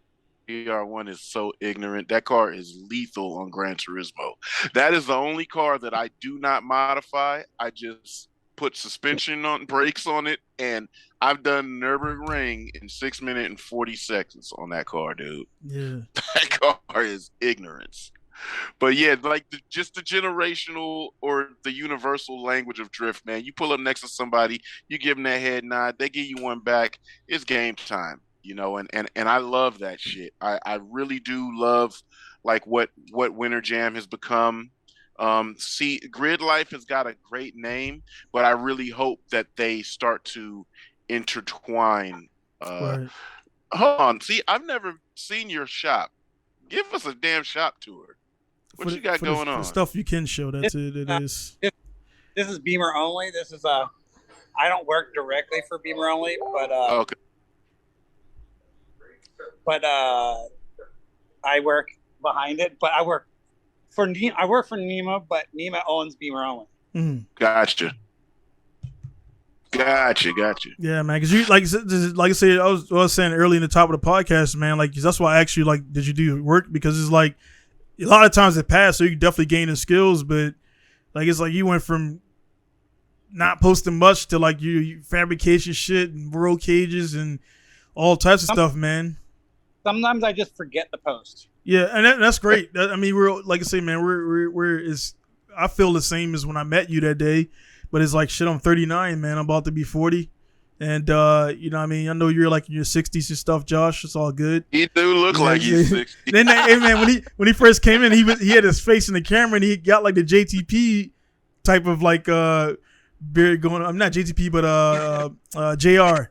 You got. Yeah. I was like, fuck it. Like I made a mistake of sitting like the JR. Beard shit going. Yeah. Being more intimidated than not. I hate fucking something up and not being able to drive. Right. Like there was a point in time I was driving like 27 events a year. You know, I wanted to keep that going. If I knew I had an electrical problem, can I live with it?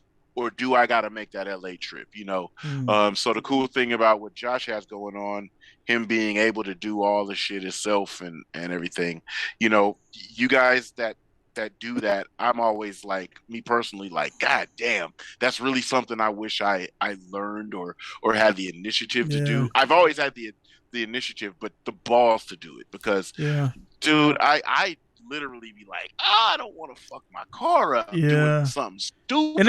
And it's a good feeling though too, because when you wreck your shit, it's like you look at it. When I crashed last week, I was inside the car. I was like, hey man, I was like, we gotta talk about that. I was like, hey, is the wheel folded under? He was like, no, not real. I was like, all right, I'm good then. I'm like, if this shit's folded under, then you know since shit's bent, but it was like control arms, So it was just I'll pull the video now, man. It was dude, all essentially I've been battling power steering since I rebuilt this car because I'm revving at 9,000 RPMs now, and the pumps can't keep up. So I hit up Jake Jones, and I hit up Ryan Literal because I'm actually working with a company called Virgo Speed to get a straight electronic rack, no oil, no nothing. So that's going to happen. But in the meantime, I got an event in 2 weeks at Nico. Hello everyone, I'm Donald Jackson, and so I'm going to go with the MR2 pump. And is the car gonna be fine, or is the car fine? I've already fixed it, man. I've mechanical, the cosmetic, we can get to that shit when we get to it. But the mechanical, it was just a knuckle. Luckily, the knuckle was the fuse, and that broke away, and everything else was safe. Yeah, man. So and the suspension survived the good crash as well. But essentially, man, I went to fucking Okabuki, no power steering. I went to Vena MSP, no power steering. And I was like, fuck this, I'm going to drift, dude. And I just drift 6 laps, no power steering. And I was like, all right. And I was like, let me pull off. And that last lap, man, that fucking last lap. Always. That's right. That's probably, that fob is probably giving it issues. Yeah, that fucking lap. That vehicle. So as you see, so this is like, right, like how you mentioned, man. Like you see in the beginning of the video, Masayama and a bunch of FD guys. And it's like, but everything else. I'm telling my wife, like, I'm right there. You know what I mean? I'm right there with these dudes. It's like it could turn on, but it won't start. Thing, right? Like it is. Like I say, with drifting, you will be rubbing shoulders with the fucking men's of men's, right? The OGs of all OGs, and that's you cannot be. Matter of fact, you cannot. It's impossible to be rubbing shoulders with Lewis Hamilton because you can't get into F1 like that, right? You can't rub shoulders. Well, you can if they show up to a track day, but you can't rub shoulders with the Sete Juvenal and Valentino Rossi and them type of dudes because they can't even ride regular motorcycles. Right. Yeah, contract. Can't do that. So drifting is the only thing that you can just say, hey, I'm here with my car. Pro dudes are here with their cars. And I'm going to go over there and say, what's up? Yeah. And the thing is, like I say, because I got, and it sucks is like this, man. It's like I was telling the dudes, like, well, why are you doing it now? Because you're doing it for the shop. It's like, dude, it's essentially a cert. If you get this cert in computer, whatever, you guys out again, dropped out again.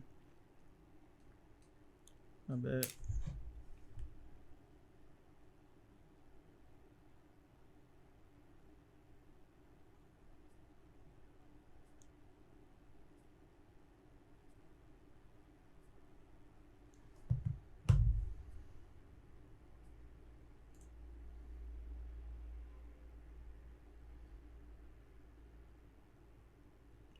Yeah, Got it. Recording in progress. yeah, Yep.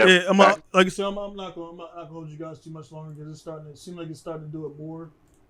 But yeah, man, what he was saying, like with the whole, you know, what I mean, like this is just this event right here was per only. It's like kind of an invite only, but then he started letting everybody else in. So as you see, these guys were getting ready for Okabuki that just went down. Actually, no, it's going down this weekend.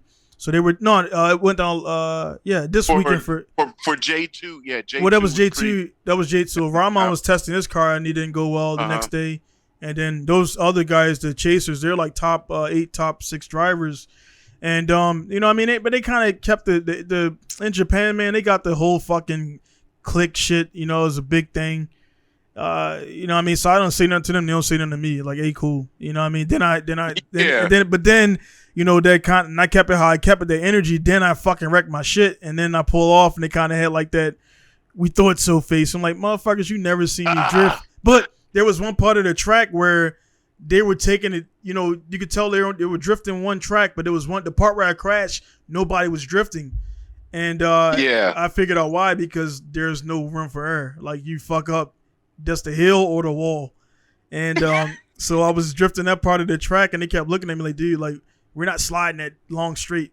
So essentially, man, I was there more for testing my suspension. I wasn't getting ready for an event. And yeah, right here, essentially what this is the end car of it. This is a successful one, or this is one before I nailed it, because I did one run at it, flat spun, then I did another run at it and cleared it all the way around. So you got to pretty much just you're drifting straight like Nico. And essentially, man, I had no power steering on this lap right here, and I hit the fucking zebra, and that shit. I mean, it ripped the fuck. It almost broke my wrist. Like Josh is back in his office. Yeah. But yeah, man, pretty much, man, I was no power steering here the whole time. So what I had to do was cool. I was like, well, fuck, man, let me simulate if I lose power steering during the event, and you pretty much set that shit, and you can't counter.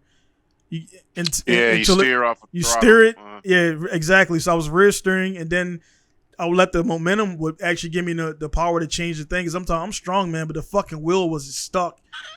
And when they hit that zebra and they ripped that shit out of my hand, there was no getting the car back. But I had enough space. The video can't really show the distance between the apex and the hill, but I had enough space to get it to whip around to the back. Cause I didn't want to crash the front.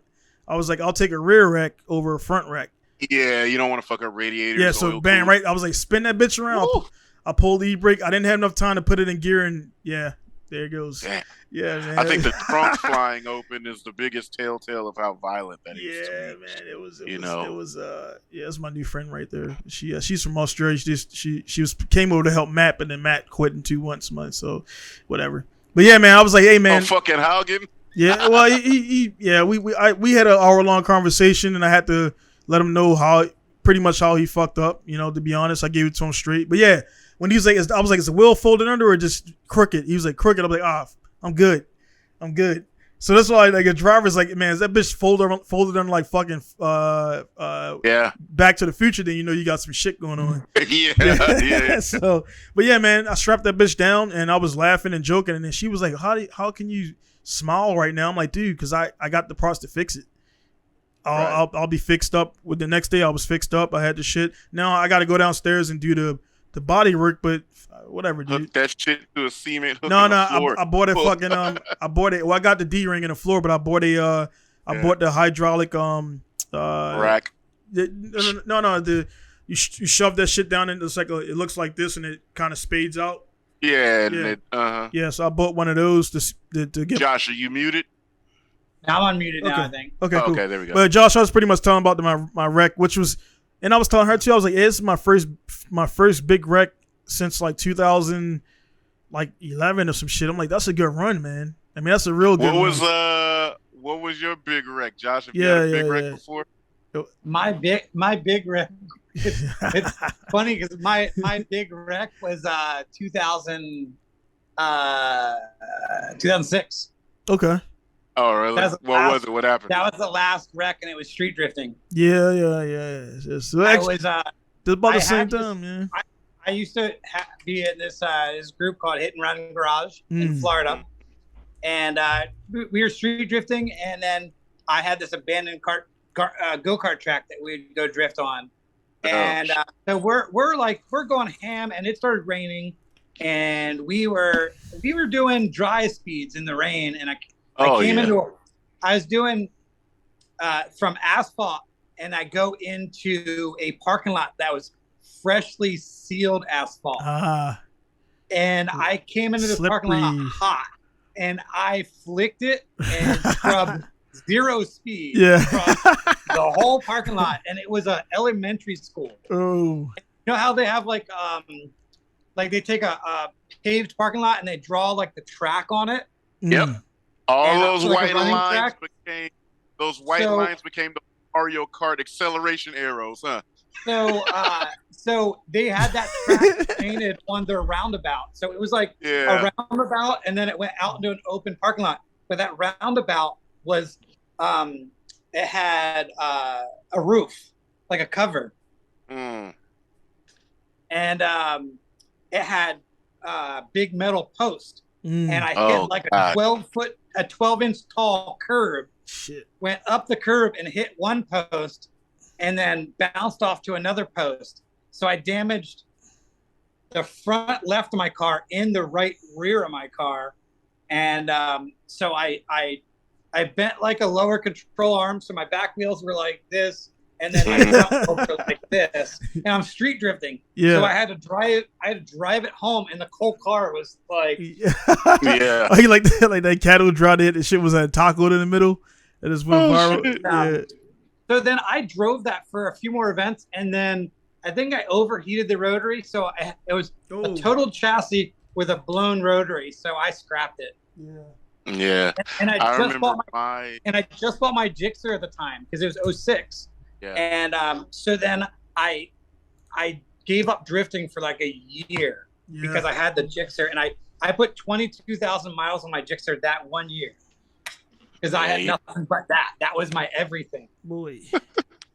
my first, I've had 2 very bad crashes, but my first one was the funniest because Horse Thief Mile, trying to rush in a practice run, I got stuck in Angel's Crest coming from San Dimas to the track, and I got to practice super late. Charlie was like, yeah, you can go ahead and get 2 practice runs before qualifying. Cold ass tires.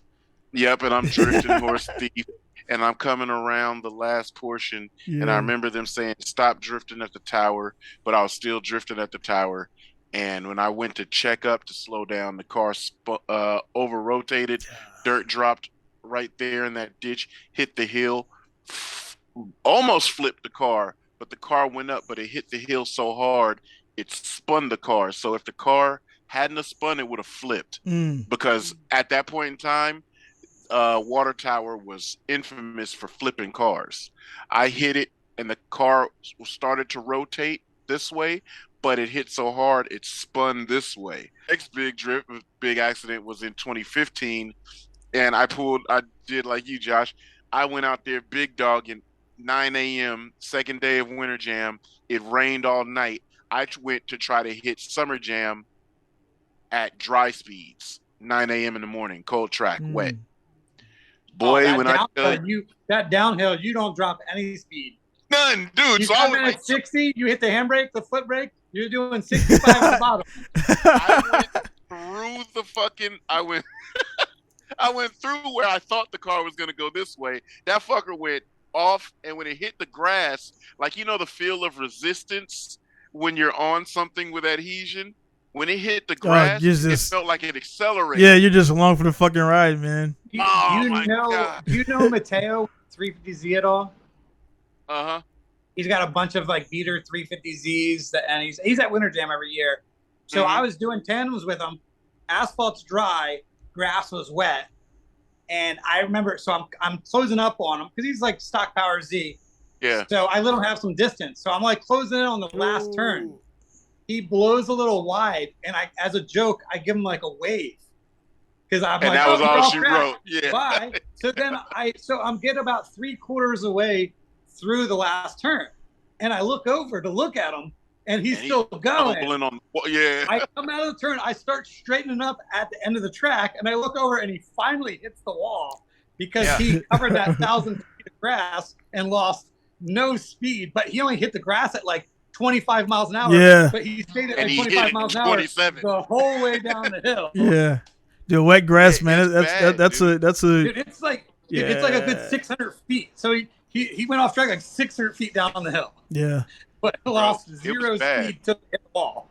When I hit that wall, I luckily world famous world class facility had a proper tire barrier with the rubber what the covering. fuck, son? Jesus. That one dude from the Northwest that had an S13 that had the Jordan 13 livery on it did that shit at Irwindale. Damn. That's the worst. Your car is over with at that point. Yeah. But yeah, I flew off the track, and dude, that was the longest 2 seconds of my life. When that car spun off the track and it didn't keep rotating, I was going backwards. He just stayed in there right there, man. He hit that K wall front, rear. That's the worst. Or double tap. But that K wall, he ramped up the K wall essentially. You ramp it, yeah. So I backed into that wall, son. And when I backed into that wall, baboosh! And I was like, damn, that didn't feel terrible. Hey, you see that shit right there, man? He have a cage, he'd be dead right there, man. Oh yeah, because the car would his the hit, A-pillar down. right, even right there with the cage is still kind of, his head was kind of touching the it was touching like the roof. Because he's hanging out of the seat. You know how we do. Probably window open and shit. On all the way. Yeah. But yeah, those are my bad crashes. After that, I was. Man, I did hit the wall at Winter Jam 2015, but I didn't crash. I did hit hard enough that I thought the bumper of my car was going to be crushed all the way to the wheel. Because I hit. It always feels worse. No, it's turn 7. Turn 7. That the wall on the outside of turn 7. Oh so yeah, you went through. I'm in the rain. Yeah, you went through the. That takes people all the time. And that was the event that I got second place at that event. But my very first feeler lap for the wet track, I thought it felt solid. So I was on the limiter, and I was like, oh shit, I'm going to hit that wall. So I just stayed in the limiter. I bounced off of it.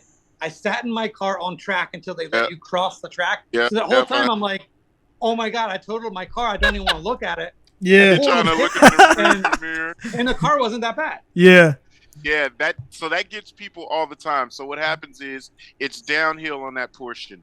There's wet, marshy area right over that wall. So the water continuously runs all day through the crack in the K-rail, right across the track if you're coming clockwise at the entry of turn 7, but us drifting, it's the final turn and that's why we kind of tell people to take the line out and try to straight line down that, because if you come across it, you're gonna hit that little slick ass river and you're going into the wall. And after a whole day of people dirt dropping that driver's side tire, they bring mud into that. So throughout the day, there's like a 20-foot section where you have zero feeling in your steering, and you just trust that the angle of your car is gonna just stay, just like you like the steering goes wicked. Yeah, you're like for 2 seconds, and then you come out and you're like, oh, I'm good.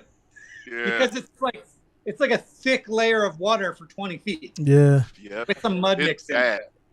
Yeah, I definitely. I want to get over there, man. And I never been to Cali before outside of the airport, so I don't count that as being to Cali. And I want to get over there and hit up Thunder Hill and Sonoma and all these places. Is Thunder Hill Sonoma, or is that, I don't want to confuse the name? Thunder Hill's 2 hours north. Okay. Sonoma's right here. Laguna Seca, which let Matt Fields drift a corkscrew 2 weeks ago, but they're repaving it, so I know that's why they let him do it. But Laguna Seca is going to be closed for about a year-ish, maybe 8 months, because they're redoing the facility, pavement, flyover bridges, things like that. So yeah, I mean, we're right here in the mix of a lot of shit.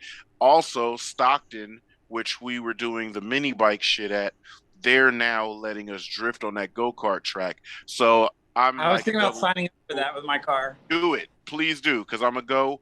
We want to set a precedence of tandems there. Yes. So my third gear synchros are bad, but I've been running.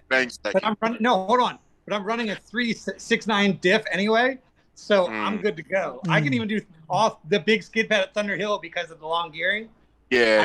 Everything in second gear. No, it's gonna be great. So we get a new venue to slide because the owners are familiar with drifting or not?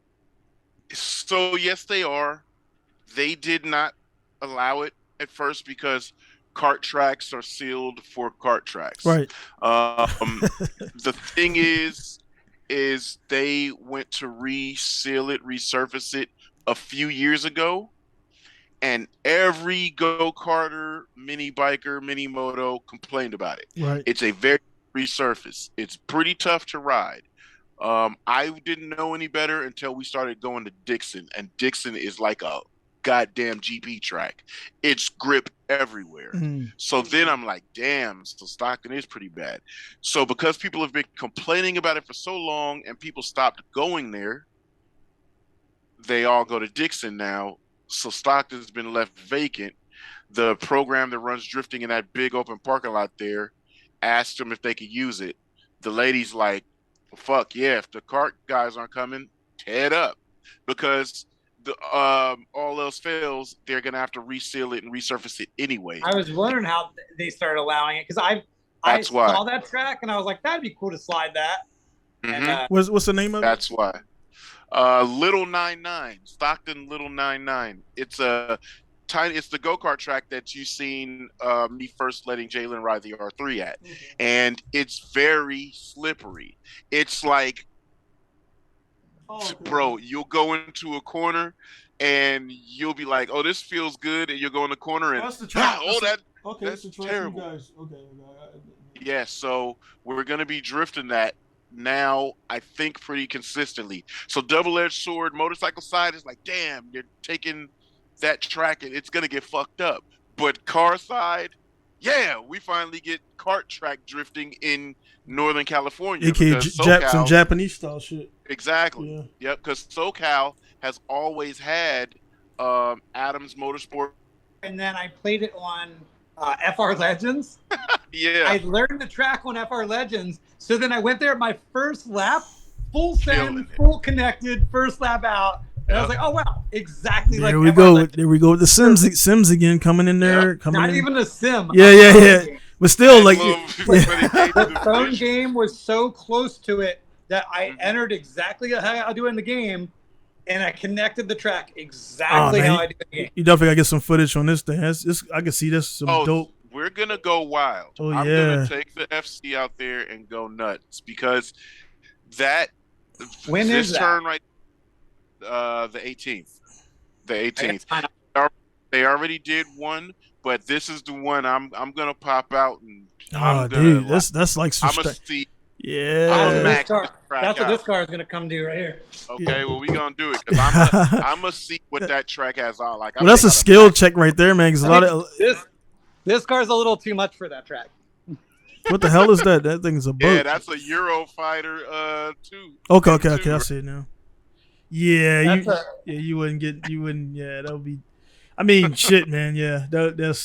Bring that shit. Fuck it. It'll tear up that page. You know, we did Thunderhill East with the Eurofighter, and we got black flagged multiple times because the course workers weren't complaining that the noise decibel was too high. It was that the noise decibel was so high it was hurting their ears. Yep, that's how I always get kicked off. And I was like, wow, that's a loud car when the course workers say it hurts. What's in that? What's the quick specs on that Eurofighter, man? It's a Mass Motorsports high compression 427. It's a pretty badass motor. I got it apart right now. I got it doing some work on it. But yeah, man, I'm looking at this video, man, because I didn't realize that's the one. So this corner right here, this is the mega slippery corner. I can see. So yeah, it's because it sits on the corner of that track at an intersection of road, so you get dirt and debris from everywhere, and it sits in the morning. Yeah. In the morning, I go and sweep that They're shit. probably gonna tell you because they don't want you to drift right there on the staging for the cars. I see the little paint on the ground. They're gonna start us right here. Okay, I coming got you. In, Yeah, you're like, then yeah, you we go want to down, paint that hit shit. this entry right here, which is a downhill inner bank, and then go through. Those Bro, little, I'm telling little you, baby I'm curbs, gonna man. Little murk. baby I'm zebras gonna right there. murk this shit. Yeah, dude, you definitely got to get I'm this up gonna there, man. murk I can't wait. You got to get some outside. Be Oh, cool if yeah. somebody got a drone Oh, out there yeah. too. Get a drone out there, but Oh yeah, yeah, they will. you'd be But right. we finally get to drift this, and it's because it sucks because the kart guys and the moto guys abandoned it essentially because like you go on their Facebook group and guys were trying to troll and like they would because it's cheap to go, so it's $30 a day, so they would go there just to fucking take video and say, look how shitty this track is. Look at these tar stakes. Look how loose the ceiling is. I can't tell by the video, but how like could you stack two cars side by side, 2.5? Side by side, yep. Okay. Yep. 2 cars side by side with barely enough. That track's about the same size as the track that I learned how to drift on.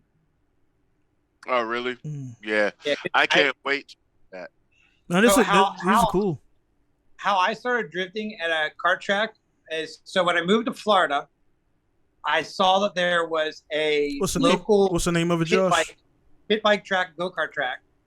So then I drove down to spectate, and there's pit bikes and go-karts. And so I asked the guy, like, what's going on with it? Because it's like, it looks like it's closed down. They go, oh, yeah, it's closed, but we just still show up and run on it anyway. So then I took my camera, like an actual camera, stuck it in the headrest of my FC, and I did like a lap for the track, not drifting. I still had the open diff. This is like right when I first moved to Florida. So you remember the name? You remember the name of it, Josh? The track's called the Naples Kart Track. It's on DriftSpots.com's website. Which is your situation. Yeah, which is my website. Yeah. But then I put it on the South Florida Drifters forum, and I says, hey, does anybody want to come drift this track with me? Give me a call on my phone. I got so much hate because I would not tell people where the track was. Because they said, well, we want to throw our own events there. And I said, no, it has to go through me. Right. So people called me, like 10 people called me. And I told all 10 people, hey, this is not legal. Are you down? All 10 of those people showed up. Oh, yeah, because we don't give a fuck about We legal. drifted for like 12 hours straight. At the end of the day, we said, let's not. Oh my God, is this? No, that's not. No, that's not. Okay. This is not the live footage, Josh. It's 1960, man. No, like, I was like, who put 1960 on this? This is not the kart track. That does look like World War II. You gotta look up Naples Kart Track. Naples Kart. I did. NAP. Like kart. K-A-R-T. Oh, kart. Yeah, K-A-R-T. I put car track. No, what the hell? You might not find anything because it doesn't exist anymore. Oh, yeah? Because it's closed down. It closed down in like 2005. Oh, closed down. Like, they're like, all right, gig is up. We got you. Yeah. You might find some old school videos of us drifting there illegally. That's about it. But so on the South Florida forums, we never talked about the track anymore. We just stopped talking about it. We would go to drift meets and only talk about it when it was just us. Yeah. Because we didn't want it to become hot. We figured one wrong person find out about it, it's ruined. It's done. Yeah.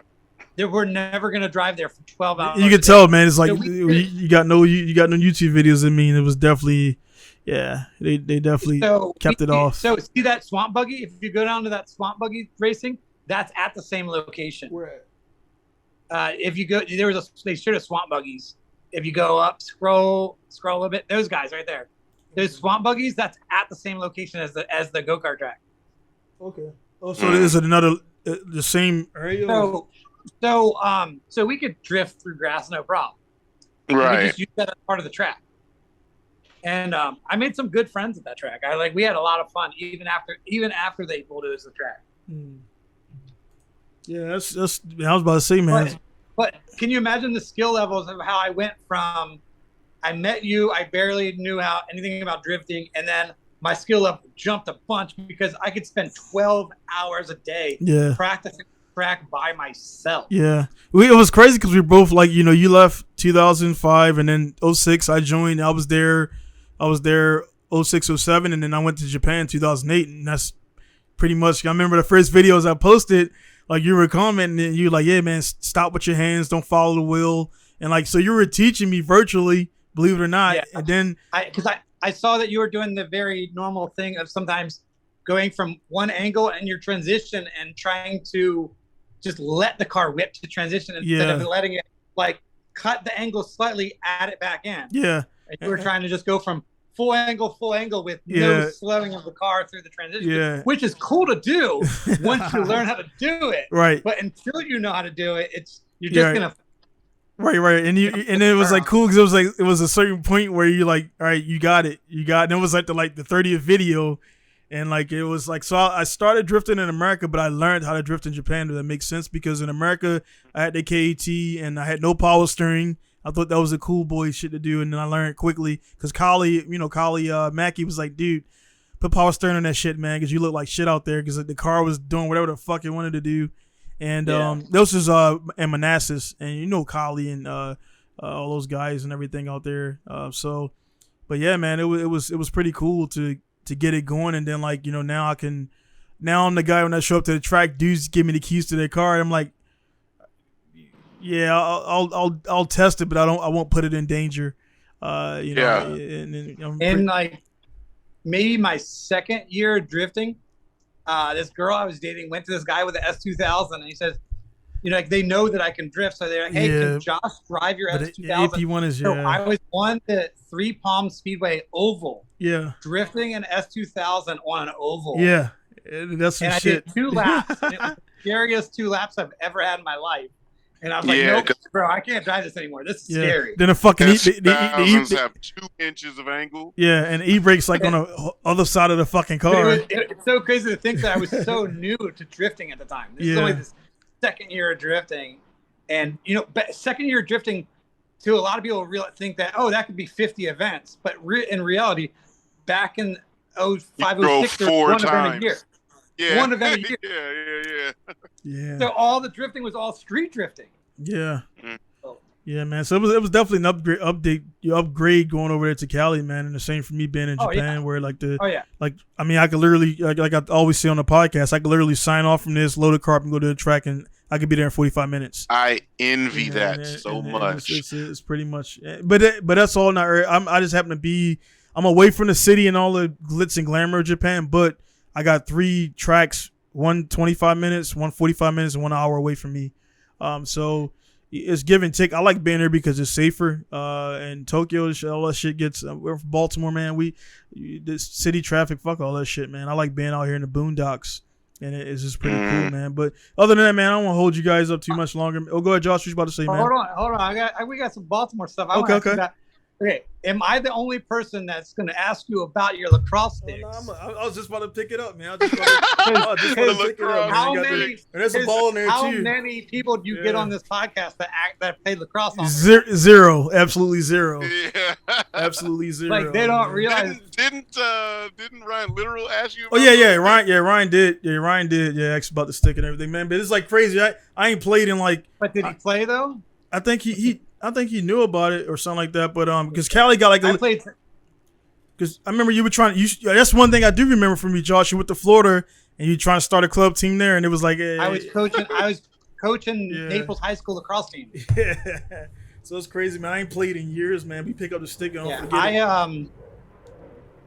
I still got all my stick skills. Like, but I tried to play adult league lacrosse at Stanford here. Yeah, and I went to the first game to see how their club league was here. Yeah. And some dude smashed another dude on the first 10 minutes of scrimmage. So not even another team. His own team broke his collarbone. Ooh. And I was like, maybe I can't risk getting that hurt and then having to go to work. Right. Lacrosse is very violent. People think lacrosse I love is a bunch of preppy dudes playing catch with each other. No, it's a bunch of dudes trying to kill each other. And you look back at the fucking, I mean, Josh knows this, but the origins of lacrosse was Indians using for like war, like pre-war shit. Like, Or it was like practicing war. Yeah, and the fucking games were like days long, and it was like a bunch of dudes. It's like survival of the fittest and all that shit, man. But yeah, but it's weird how that DMV area is like, you got the Syracuse, Syracuse, Johns Hopkins. And then outside of that, it's like nobody fucking knows what lacrosse is. I grew up right near Johns Hopkins University. Yeah. So I used to walk to Johns Hopkins. I played on the field, man. I played that was fucking awesome, bro. I played you played on that field? Yeah, I played intramurals because before I could play varsity football, that first year I couldn't play, so I played intramural lacrosse, and then it was a club team. It was like everybody who couldn't make the team, but they were still fucking good. And I got on there in defense, and they seen me like hit the dude and like check him, and he was like, "Oh shit, this guy can play," and it was cool, man. It was cool. I was there. I went over there. I was probably like 12, 13 years old. Yeah. And I used to just go over there and BMX on the campus. Right. Campus sometimes have some cool stuff. Yeah. There's like, there's some double staircases I can do some stuff on. Yeah. And so I go over there and I had my lacrosse stick, and there was a lacrosse game about to start, and it was Canada versus US in the Gate Brothers. Oh yeah. And so in the Gate Brothers, we're playing catch with me. No shit. I had my lacrosse stick. Yeah. So the Gate Brothers back in the day was like, imagine like Jordan and Scottie Pippen playing catch. Ironically, a year ago I messaged Mike Powell to see if I can get him on, but he's I'll hit him up again. But yeah, man, the Gates brothers, the Powell brothers, all those dudes, man, like it was like only people in that area knew him. And then Josh, were you there when they brought the MLL, that major league teams over, and that little bit? Not really, no. Yeah. I watched a couple on TV, but I've never seen them in person. Yeah, I watched a few in person.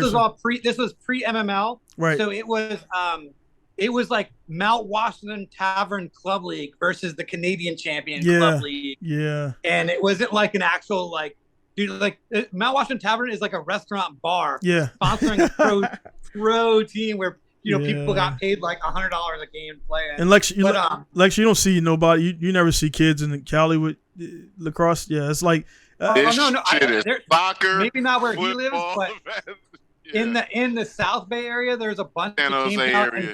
My old business partner from when I had my shop, he played lacrosse. He's Vietnamese. He moved to Vietnam a couple of years to be closer with his family because they moved back 15 years ago. And he messaged me recently because he's like, dude, I was in Vietnam and I saw kids with lacrosse sticks in Vietnam. Yeah. So hold on. So but I've been watching a lot of weird international lacrosse lately. Uganda has their own lacrosse league with 4 teams. No shit. In Uganda. Yeah, I was like, wait a minute, what? The fucking Jamaican bobsled team. It's like, it's one of. I was telling my buddy in Sendai, actually, he's a New York guy, and he's a New York guy, makes music, and we clicked on lacrosse, and he's actually he teaches a school guys down in Sendai, and I've been meaning to get with him and go down there, but he's still got the program kind of going. But I'm like, dude, if Japanese, I think that's one sport that the Japanese would pick up, like baseball. And fucking run with it. There's lacrosse teams in Japan. There is, but it's not. You don't really like. I bought this stick off of Yahoo. This is somebody in Japan. This is off Yahoo Japan. I bought it because I was like, a fucking STX stick, a Proton. Who the fuck? And I bought it for $12. This fucking and I got Have you ever heard of Connor Gill? Oh yeah. So my lacrosse stick. My old best friend is married to Connor Gill's cousin. No shit. And he took a lacrosse stick from his house. Yeah. But he doesn't play lacrosse. So I took that stick from him. So I play with a Connor Gill his lacrosse stick. No shit. But I think he has his own like name branded stick after that. I need to hit up some of these guys. I need to hit up some of these dudes and see if they'll get on, man. Because I mean, they're all retired now, but all those guys and the Christmases and all those dudes, man, the awesome goalies. But yeah, man, it was like one of those things where it was big where we are, and it's cool to see when you see people about me. I got fucking lacrosse tattoo on my arm, man. So I probably loved it pretty much, man. With the I don't know if I told you this, Lex. So I played lacrosse in Baltimore City, and I've told you this before. It's like I went to an all-black high school. Yeah, that's right. He likes black girls. That's right. Yeah. He like all- Asian girls. But Like them Asian girls. when you move to California, you have to like some Asian girls. Yeah, 'cause you do. Yeah, like, Polynesian. because that's what you're gonna run Filipino, into 99% of the time. Yep. But man, you got me all just okay. No, but like so I played. So but okay, so But I yeah, played you on went an to all all-black I played high on an school, all yeah. black lacrosse team, Yeah. Yeah, and then yeah. sometimes. Oh, Johnny, what school did you go to? I What high school did you go to? was Edmondson. Oh, so you went to Edmondson. So Yeah. when we would play against Edmondson, it'd be an all black team. If we played against Yeah, Southwestern, dude, team. every team had one or two white guys, dude, and they were all always badass. Like, yeah, we had Because a lot of the white kids we started playing when we were 5-6 years Yeah. old. Where most of the black kids they started in high school. Yeah. Some started in middle school. and they I get started crazy good. elementary school. Yeah. Mhm. But I think it's funny when I see on the internet when people talk shit about lacrosse, they're like, "Oh, that's a white boy sport," and I'm like, I've been on lacrosse fields where Motherfuckers I'm the good, only white yeah. person on the field. Yeah. But that's a Baltimore thing, nowhere else. Yeah. Because it's like it's our sport. You know, Yeah. like the Bay Area sport is sideshows, and now everybody. Oh yeah, man. The original sense. Yeah. No. John's talking about the original sense of The old school sideshows, old school, where people took care of their cards. Now, Where people were doing donuts with candy paint jobs and they cared about their car, not where they just buy a $1,000 G35 and smash it into whoever. because that's exactly how it came about. You profiled at the gas station. The crew or the group with the cleanest cars had the most attention, the most girls at their gas station. So the cats on the other side was like, well, we clean, but we'll tear our shit up too. So they get in the intersection and start swinging it. Or everybody had everything going on when the sideshow was really popping and all the gas stations would be full, but the cats with the buckets or just the stock 50s or Camaros, then they come and swing their shit. It's like These fools 2000 with like candy paint. 4. Look at look at the young guy. But that was one thing. Like you didn't.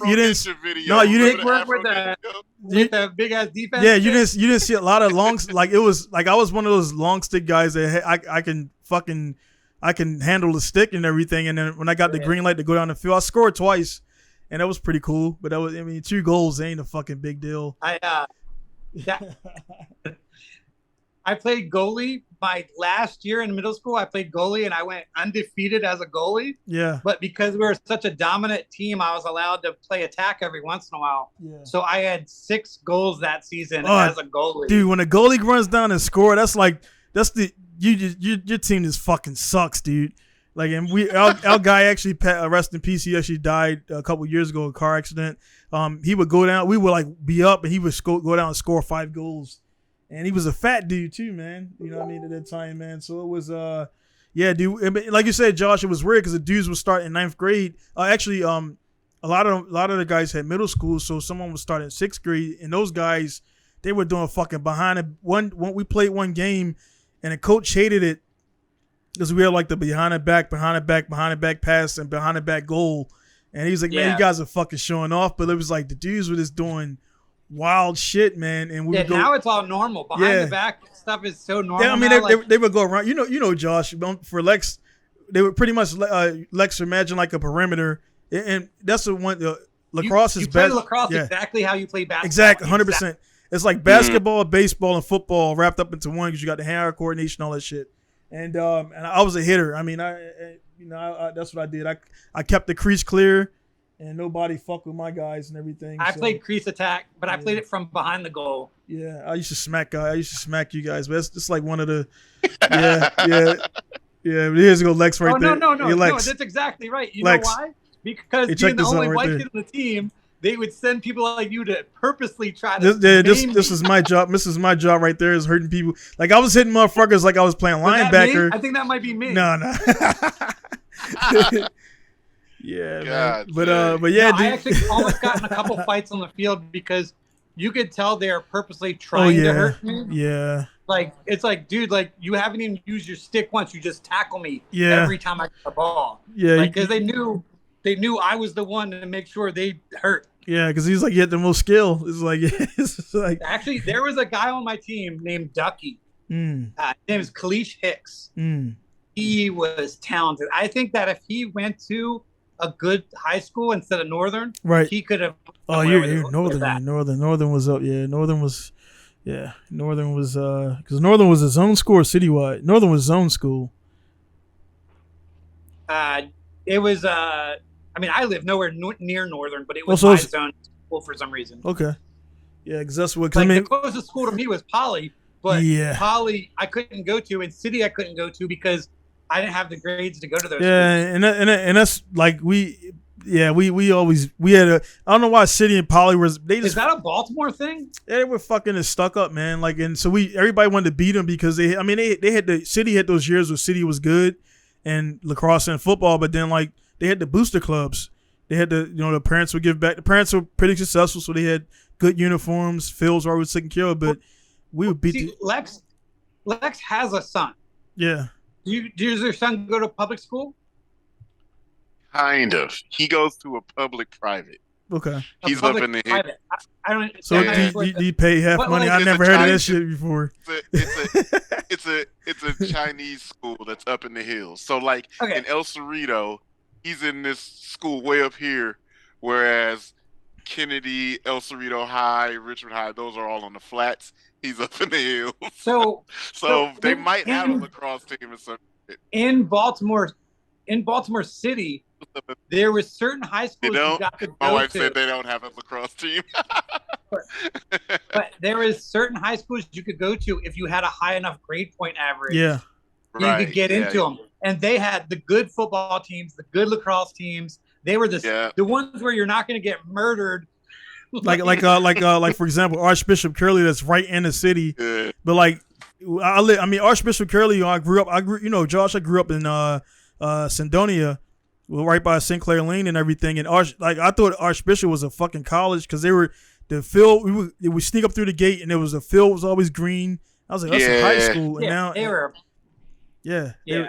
I've been to that campus once for some reason. I don't know why. But it's right in the hood though. It's like right in the fucking hood. And it's not. I would say this lowest the hood and Sedonia. It's not hood. I remember hood, but it's going hood. with you to your house once on the west side.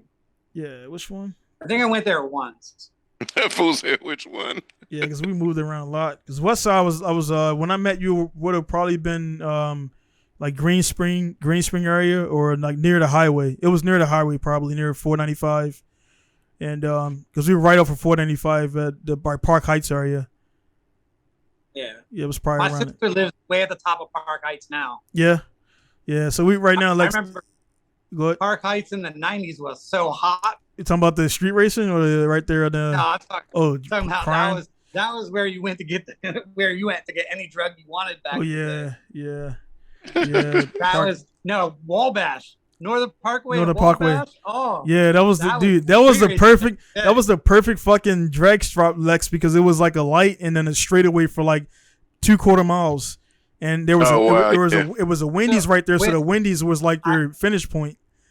Where so I went to my grandmother's funeral and that was one of the last times I went to Baltimore. Right. And we were driving down Northern Parkway to Wabash, and I told my dad that I used to street race there. Yeah. And he said in the 70s that's where he used to street race also. No shit. So I was like, wow, that's been a long tradition. Yep.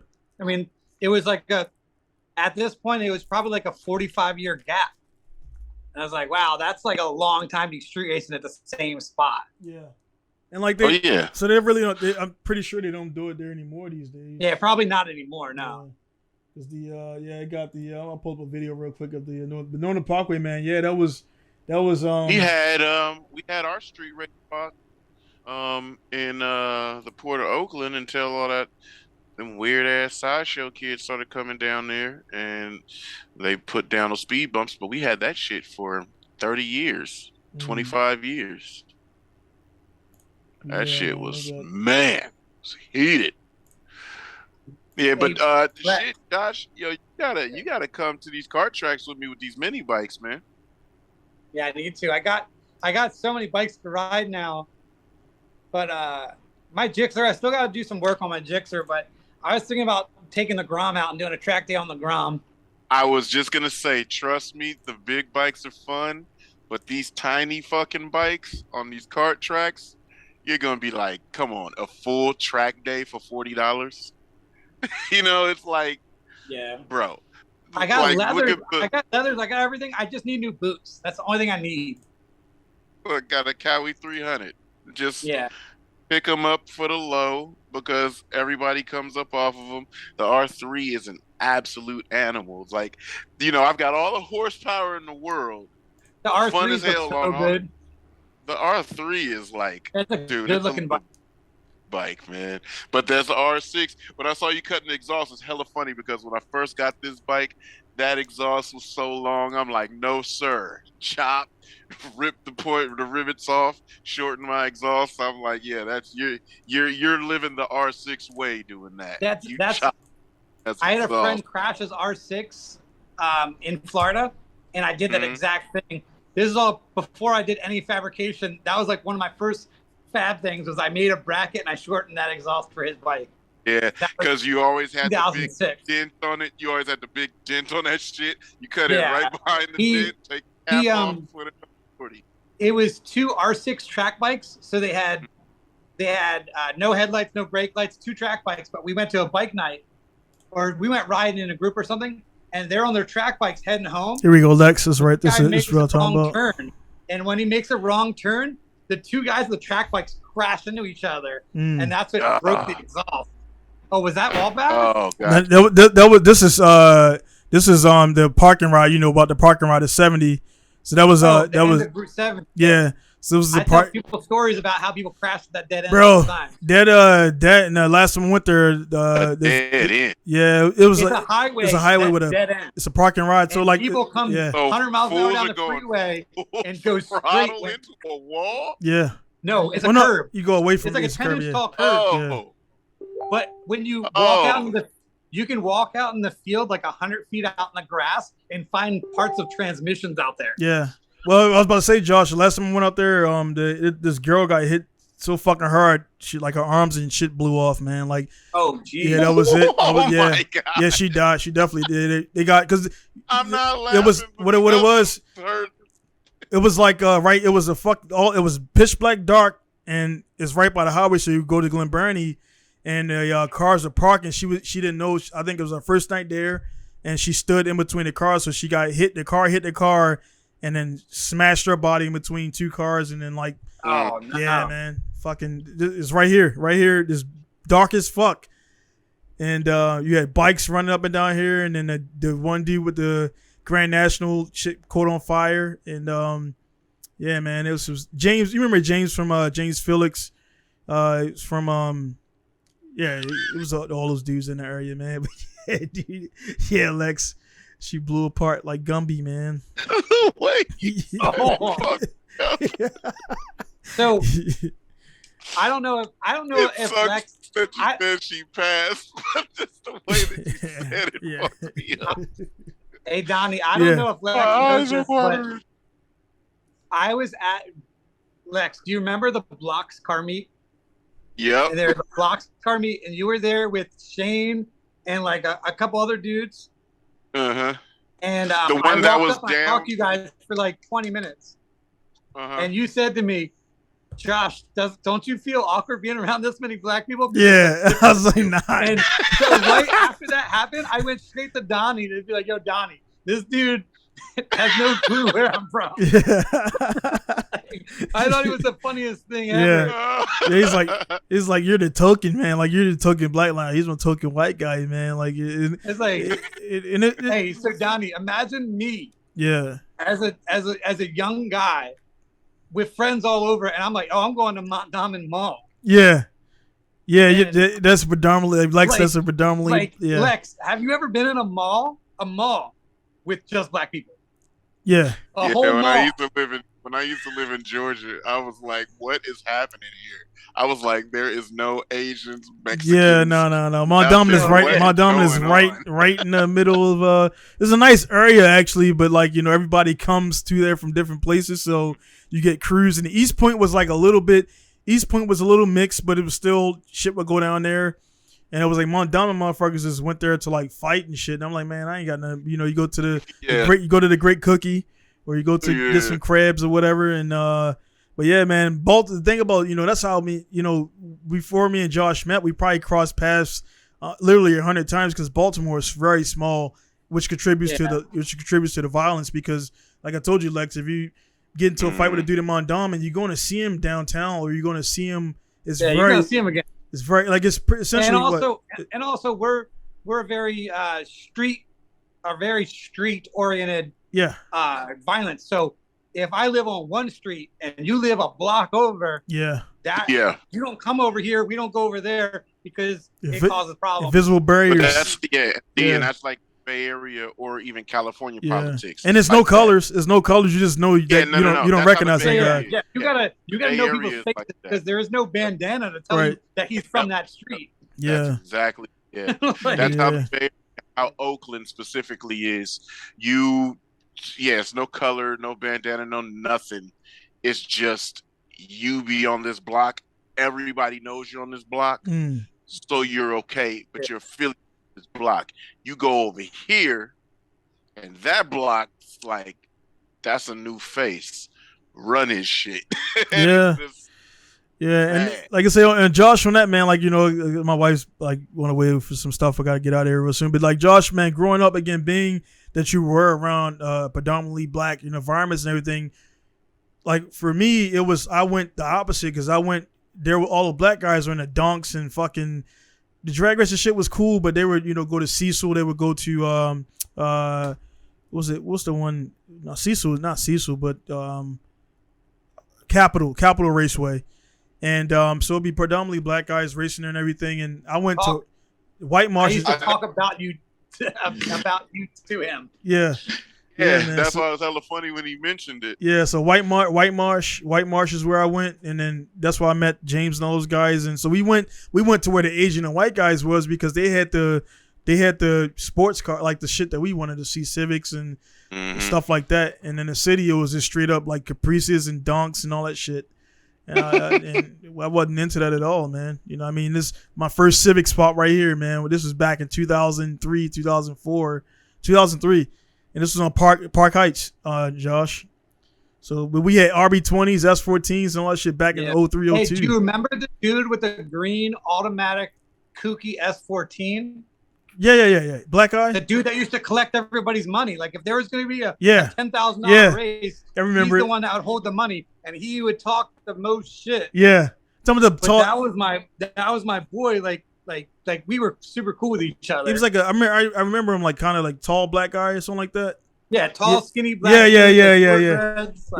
Because we were our cars were coming up, but only one that had a fast car was a guy Quinny had a Sentra with a SR20 swap. This is like he was fucking.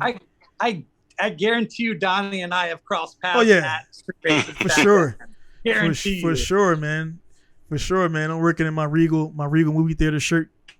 Do you remember the skinny Asian? Do you remember the skinny Asian dude? And he had like a manual transmission V6 Camry or some shit like that. Yeah, do you remember all those guys, dude? He would get people. Like he was kind of a ghetto Asian dude. Yeah. And But imagine you're lined up with a Camry. Yeah. Like an 89 Camry V6 manual. Right. You're like in your Fox body that runs 15 fours, and you race this dude for money, and that thing runs like a 14.9. Because like down San Jose, when we used to go street race out there was a dude. This was about 98, 99, maybe 2000.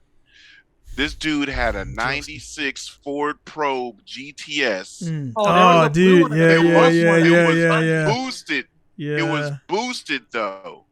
And he used to kill, dude. I thought that the GTS came turbo because his shit was installed so cleanly, you couldn't really see anything. But when he started to go, you could hear the spool and his blow off. But yeah, probably the car ran 13s. But he was taking fools' names back then. It was and this is all before Instagram and shit. So what happened, if you guys don't know. By the way, the video is my team DVD from back in like 02, 03, 04. But the until like everybody figured out, that black GSX don't fuck with it because he's running race fuel. There was this one guy that come down from VA techs and everything, and guys there thought they were big dogs, and like this motherfucker was smoking people. And but these cars, like back in the day, we're talking like 11, 12 seconds, which was ultra fast back then. And ultra yeah. fast. There was a group of dudes that used to come. The team name was called All Traction. Say, Josh, you probably know Quinn right here. I'm pretty sure you know Quinn because Quinn is about your age. He was dreads. He had. I was like, what is he swinging? A like fucking. Quinn was one of the first guys with swaps. Like he was the first guy importing SR20s and all that. Black. I guarantee you guys probably cross paths or know somebody that knows somebody. But yeah, man. Yeah, he had. Hey, Lex, so in Baltimore, the person that you're going to lose your money to street racing, if a black dude wants to run you for money and he's driving a Volkswagen, he is going to take your money so fast. Because black dudes don't drive Volkswagens, but in Baltimore, we used to have a shop that used to have like 10 and 11 second GTIs everywhere. Yeah. So if you got a 12-second car, some dude in a turbo VR6 is gonna. I was just gonna say it's a boosted VR6 stripped out, and he's probably got stock wheels on it. And especially when he's like, hey, I'll run you for 1,000 right now. What's up? Yeah. He's gonna take that 1,000 from you. Who the fuck is this dude? Yeah. Yeah. That's how them all traction dudes used to be. All traction. They had all-wheel drive cars. Celica GT4. Hella DSMs, 1 gen, 2 gen, and then they also had some dude with an R33. And how they used to run it was very fucking interesting. The Celica, that GT4 that all track would run all night until it got beat. If he got beat, he'd go and park. Here came the 1G Eclipse. If you beat the 1G Eclipse, he'd park. Here come the 2G. You wasn't beating the 2G, but if you did beat the 2G, the R33 came out. I used to think that was the coolest fucking shit in the world. But yeah, they probably ran like 13s, 12s, and 11s. And it was just like they would run the night, dog. Yeah. I had this friend. He was a rich kid, and he had an LS Integra, but had money, so it had custom paint. B18 for the guys that don't know what LS is, yeah. Yeah, it had a fully built cammed motor, so it was like high compression, pistons, rods, like it was like a low 13-second all motor Integra in the 90s. Yeah, so that's fast. He would line up with like WS6s. And he would hurt on the feelings. Top end. Imagine on the you top have this end preppy, rich white kid come and whoop your Camaro's ass or your Trans Am's ass in a base model Integra, not a Type R, not a GSR. It sounded LS like non-VTEC. It sounded like the dude. It was a white guy named did that same thing, and his name was you call him Stinky, and I remember. Yeah. I remember the name. Yeah, that motherfucker, Lex. This motherfucker will literally I think his was all motor. But then eventually towards the end he had boosted it, and he would that motherfucker for one race would pull a wastegate off and let that bitch eat, and he would blow it up and go home for the same night, swap the engine, and come back and just all like that's how he made. Do you remember the old white guy with the black Del Sol, the turbo Del Sol? Yeah. I remember him. Yeah, that thing was fast. Yeah. There was a sleeper. Imagine like. Yeah. We're back in this day. This is the 90s. We're all like late teens, early 20s. Yeah. This dude was probably like 50 years old. Take these and he would come street races in like a 500 horsepower turbo single cam Del Sol. And he was like, quiet. He wouldn't even line up with people. People would line up, race. Yeah. He would start from behind them. Yeah. Pull on them and not even be in their race. Yeah. Yeah. And it was just some random ass old white dude. Yeah. I can see myself. This dude used to have a MR2. And that was the first person I seen line up 2 cars behind. And this is like, again, late 90s. He would line up 2 cars behind whoever he was running. And I remember it because like you remember like this. You'd be close. Oh, that motherfucker was in reverse. God damn. Yeah. This is from Philly. This is in Philly. Close to the line. You'd be close to the line, and how prime street races was, everybody was super thick lining the racetrack at the launch, at the start. And I remember the impact that this MR2 used to make because we'd be lined up with the flagger and the first car. That MR2 would be 2 cars back. So when they flag, boom, the car goes. And this MR2, I never saw a car lift like that. We never went to the muscle cars, street races or nothing. So we never seen a car torque and come up. I'm watching. Yeah, but we never seen a car come up and torque before. And the MR2 came up and would twist.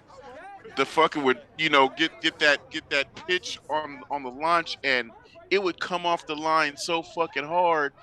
And I'd be like, how did that car even do that? Because, why muscle cars torque and twist, because their engine and MR2 is in line. I was like, what the fuck?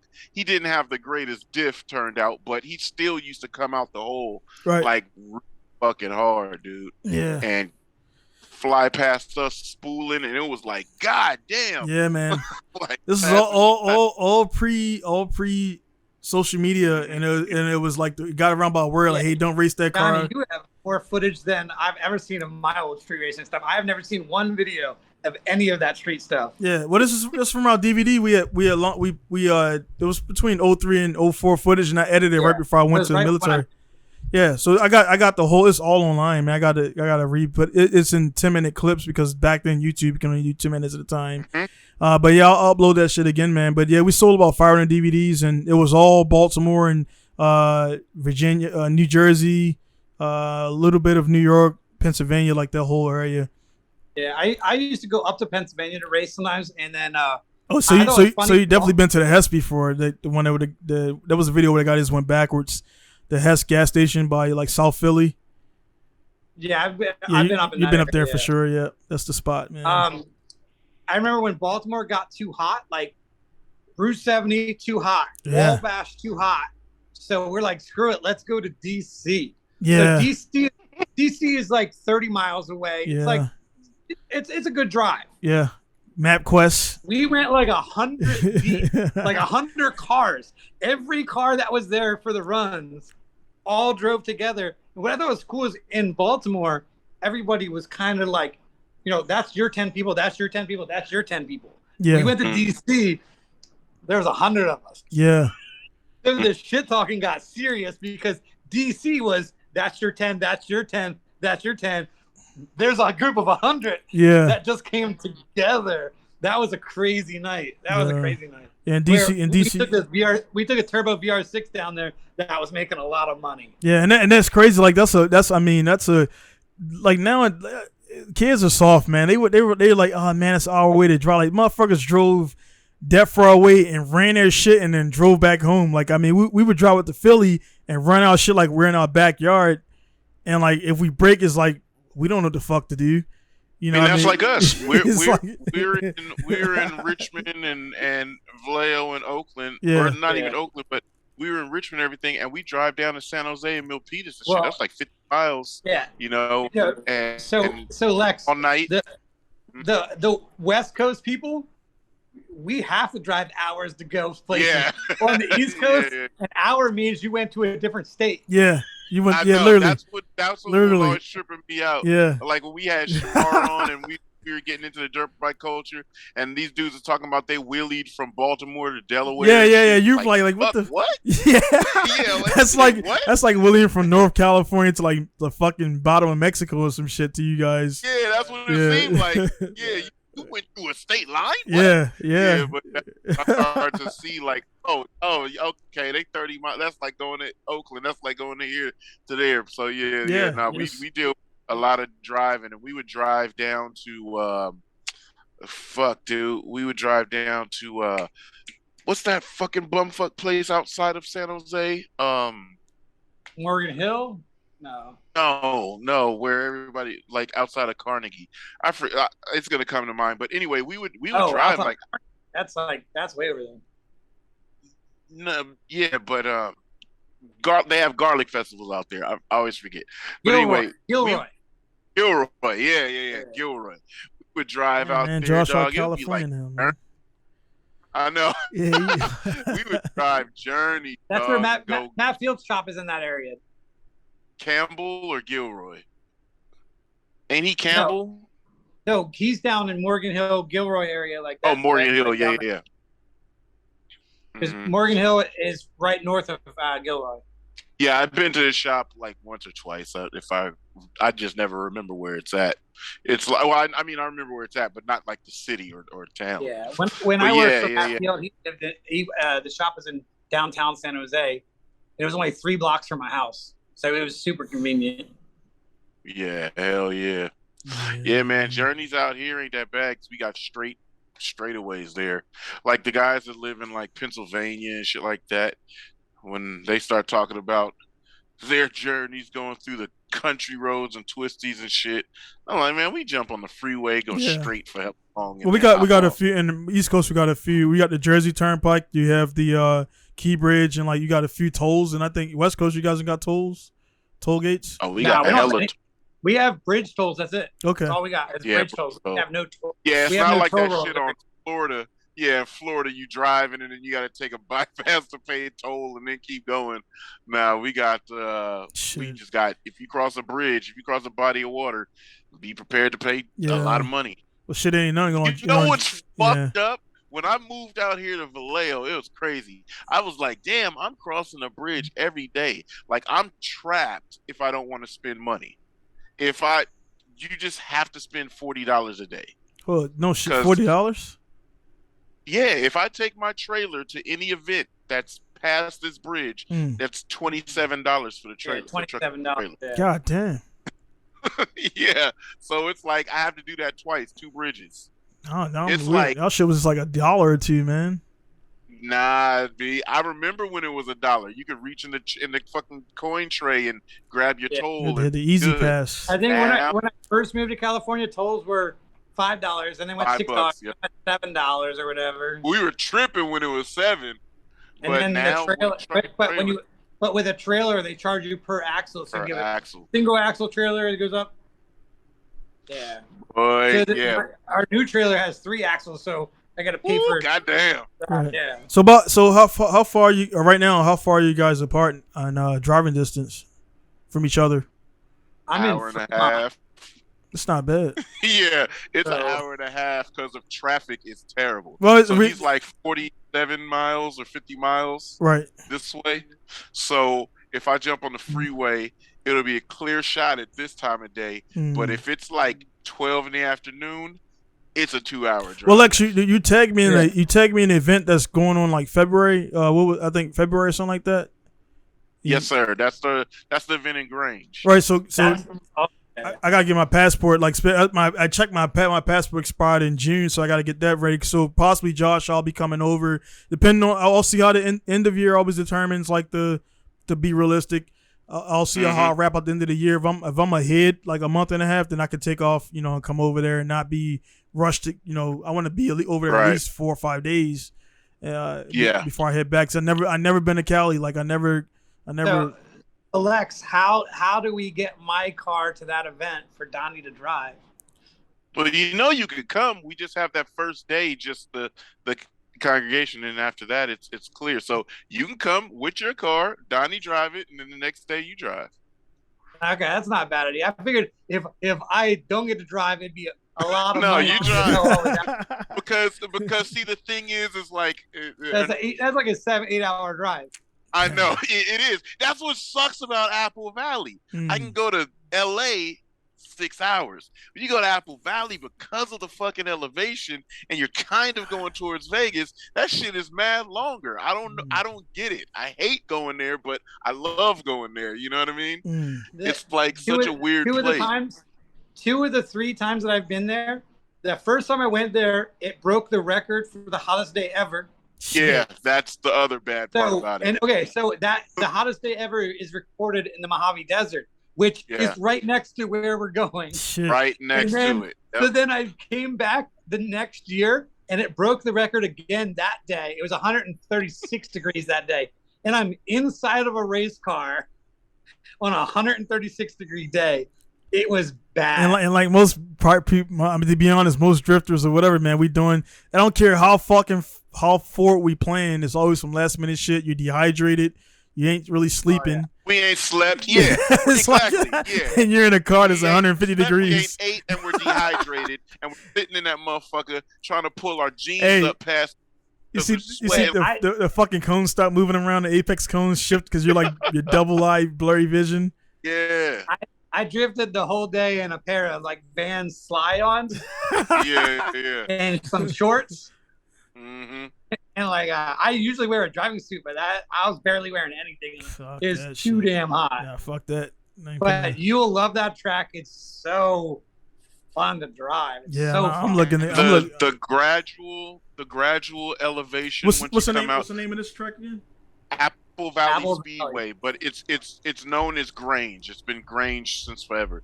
But the part that's really cool about that is the front straight is a slight downhill.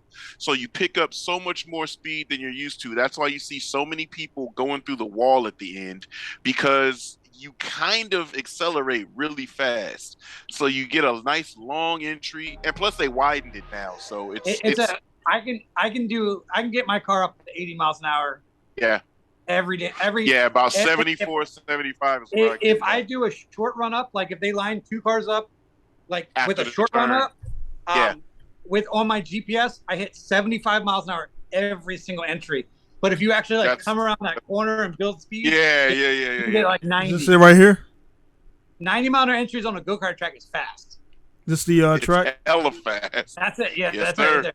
Is this the one that? Is this the one they did the Minami All the time. Mihan? Yep. Okay, When, it looked from Nakamura came over. It looked Yep. as I see that breaking They it. did Super D. Yeah, they did Yeah, I Super see D. that breaking Yeah, the they conquer did right there. Super D Matsuri. Then you kind of go uphill, and there's these technical parts that are straightaways that if you come out at the right angle, you could just make it one turn. Amazing portions of I track. hate That's people the very. that Monty those turns in front of me. I hate it. Yeah. He's I'll be like- doing this fucking thing, No and then the dude manjis. come back this way. It's like, what the fuck is you doing? the manji That's shit. straight right there. Yeah, manji used to be cool. Like it's a cool skill to get, but like, oh shit, what the fuck? Got an F-150. truck. But yeah, like Nah, it's like that's that means you're Well, scared. that's You're an scared to X-Runner. go. You're scared to go Look in at third an or fourth X-Runner. gear. And I'd handbrake and then I would Yeah. I'm like, dude, I connected the track with a person munging in front of me, but dude, like you have like 700 horsepower. Why are you munging in front of me? Scared, Connect that bitch.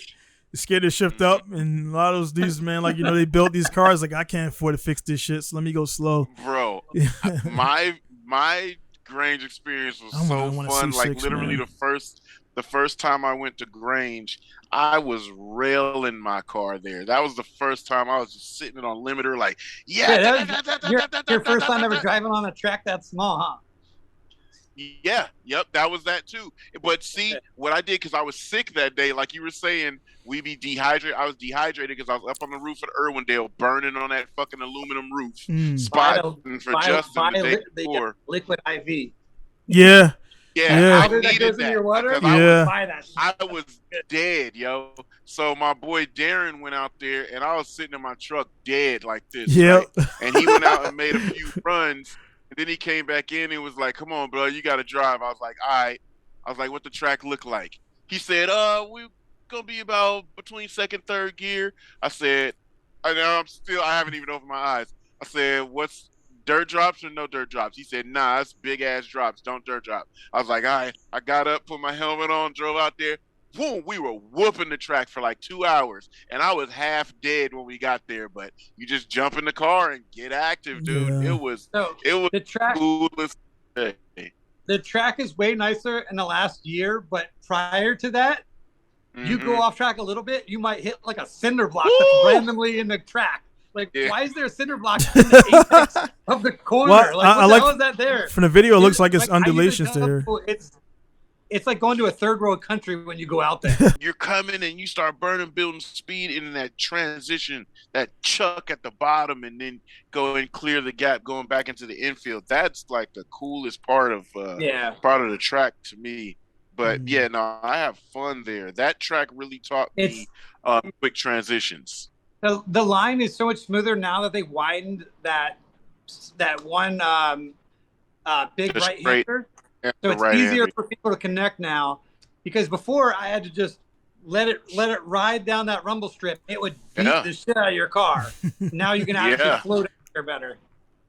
That was always the coolest because you could hit perfectly, just put your bumper right over the rumble strip and have your tires inside of it. But that was the perfect reverse entry corner because you kind of had to do that to if you had the speed and you had to stay short, kind of, which would technically be shallow. You had to stay short to stay off that rumble strip. And then right, if you go further than you think you should go and let the car almost go back and then hammer throttle and just drive that shit around so that you would have big angle when you came in tight on the hairpin, and then you transition back the other way and blitz across the curb and run just one line up that straight instead of mangying that shit. Where I seem to like to play a lot with the full lock is when you hit the hairpin left, you know how you come out of the three right the corner, second and you have to drop all that speed for that little left to set you up wide. Yep. When I set up wide, I just ride the limiter out across the straightaway, and when it goes into the S's, I like to throw all kinds of angle in to flick me into the S's. Yes, that's exactly what I would do. Yeah. That's exactly how you do. You would just run it and like blast limiter, get the angle, and then just start flicking back and forth through there, dude. That track was like, and this is what I just sent on the chat. That was my first time at Grange. It was just like, dude, this was cool. When I came back up here, then that's when I was like, okay, that's when I started to understand like animal styles theory. Then I was like, I get why they drive the way they do, because it's the tight course theory. It's the tight track shit. And so when we went to go do Super D, I was like, okay, I got it. And that just came from Grange because I was just used to being flat out, wide open, build this a track's lot of confusing the shit out of me because they all look like it looks like I can't tell if it's Sonoma or desert, Willow or it's like they all got the dirt and track. It's like I don't know where I'm at. and some hills. Well, if it's green grass in California, it's Sonoma. Okay. I mean, that's the one where you got that Windows XP screensaver that one time at Sonoma. That was Sonoma. Yep. Turn 11. Yeah. Yeah, man. Yeah, no, we raged Grange. No water the whole time. He started getting cramps right away, and I was fine because I drank 20 bottles of water before I started drifting, and he went out first corner, debeated his tire, and it was so hot he didn't have the energy to put. I think he loaded the car on the trailer with a flat tire. Like fuck it. Yeah, man. That's yeah. He did one entry, and it was so hot. That's it. He drove 8 hours and said, "I can't drive. Bro, it's too hot." Dude, that's that. When I went to Josh, I drove down 12 and a half hours down, blew my pump on the first entry, and I was like, all right, I'm leaving. I put that shit on the trailer, put it on the truck, and I drove around a little bit, and I looked for a power steering pump. That's the straight right there. That's the straight that takes nuts. It's you just make it one turn. It's like drive it straight down. Is this what you're saying? The guys that people were mangying right there, or just yeah, people mangy those straights. Yeah. It's like nah, fuck that. Stand on it. That was acceptable back in late 90s. Limiters. Yeah. Yeah, it's like you got to skill up and get out the way, man. I get on the. So how do they break it down in the classes? Is it just run groups or just run that shit? You line up with whoever you want to line up. Nice. There's no rules out there. Yeah. Hey, Donnie, drifting goes till 2 a.m. Oh, I do my series, so that's no problem, man. Yeah, it's the Wild West, baby. You drift my series. So Lex, the AR tire events that they do there.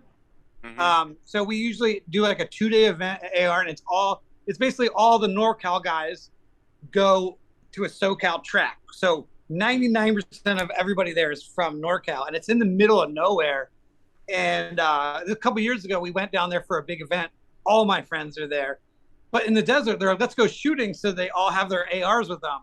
Yeah. And it's like 2 a.m, and some tweakers come onto the track.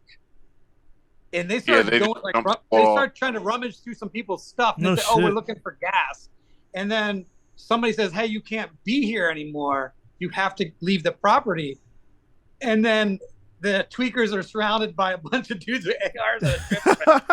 And I was like, wow, of any event to try to steal stuff from, that was the worst one for them to try to steal from, because when you go to an event that's protected by like 10 people with ARs, but like we're in the middle of the desert. There's no random people looking for their stuff out there. Like you're out there. Like where are you gonna go after you steal this shit? Like look in the background. There is nothing. Yeah, I was just about to say. Nothing. Yeah, I was just about to say. Look around there. There's really nothing there. No, fuck. Like, all right, just like up on quads. Yeah, they come up on quads from miles away. But yeah, there's nothing there. There's one dirt road that takes you all the way to a road to the middle of nowhere that takes you to another road that you might get into town 30 minutes, 40 minutes later. So this is literally off in the desert. Nice entry right there. Like, that's right. So I'm pretty sure. I'm assuming like barbecue and stuff is a you know. Yeah, you bring all your supplies to that track. Yeah, because there's really no leak. I went there for a drift event with my roommate and his drift crew from San Diego or whatever. And I was not impressed with anybody's drifting. I didn't feel comfortable to tandem with anybody. There was a bunch of people with really pretty cars, but nobody was really pushing the limits that I wanted to drive with. So I did like 20 laps by myself. Yeah. And it was kind of boring. I go down there. I want to run trains with my friends. When I go down there with the AR tire event, awesome. I'm running trains all day. This event, driving 8 hours for an event that I'm not impressed with. So I went to Andy's from Andy's Tires, says, hey, you should ask the guys that are running the track from 6 p.m. to 2 a.m. if you can run with them. It was a group called Pacific Drift, and so I went up to the guy from Pacific Drift and I said, is it cool if I run with you? And they're like, hey, we were watching you. We felt really bad for you. Like, you can drive with them. They let me drive for free. They brought out music, speakers, and a taco truck. That's how Andy's events are. I love going to Andy's. They had a whole taco truck there. It was amazing. And you have somebody barbecuing, making beef and tacos. He's busting. Like, dude, that Andy's events, when you go to Andy's Tires drift events, like Andy's. Hey, who's this yellow S13 man? Because he's car is clean and he's like. You don't know who that is? What's his name? Yeah, I know. You don't know who that is? You don't know who that is? Nah. Who is it? That's Kazuya. Oh no, shit.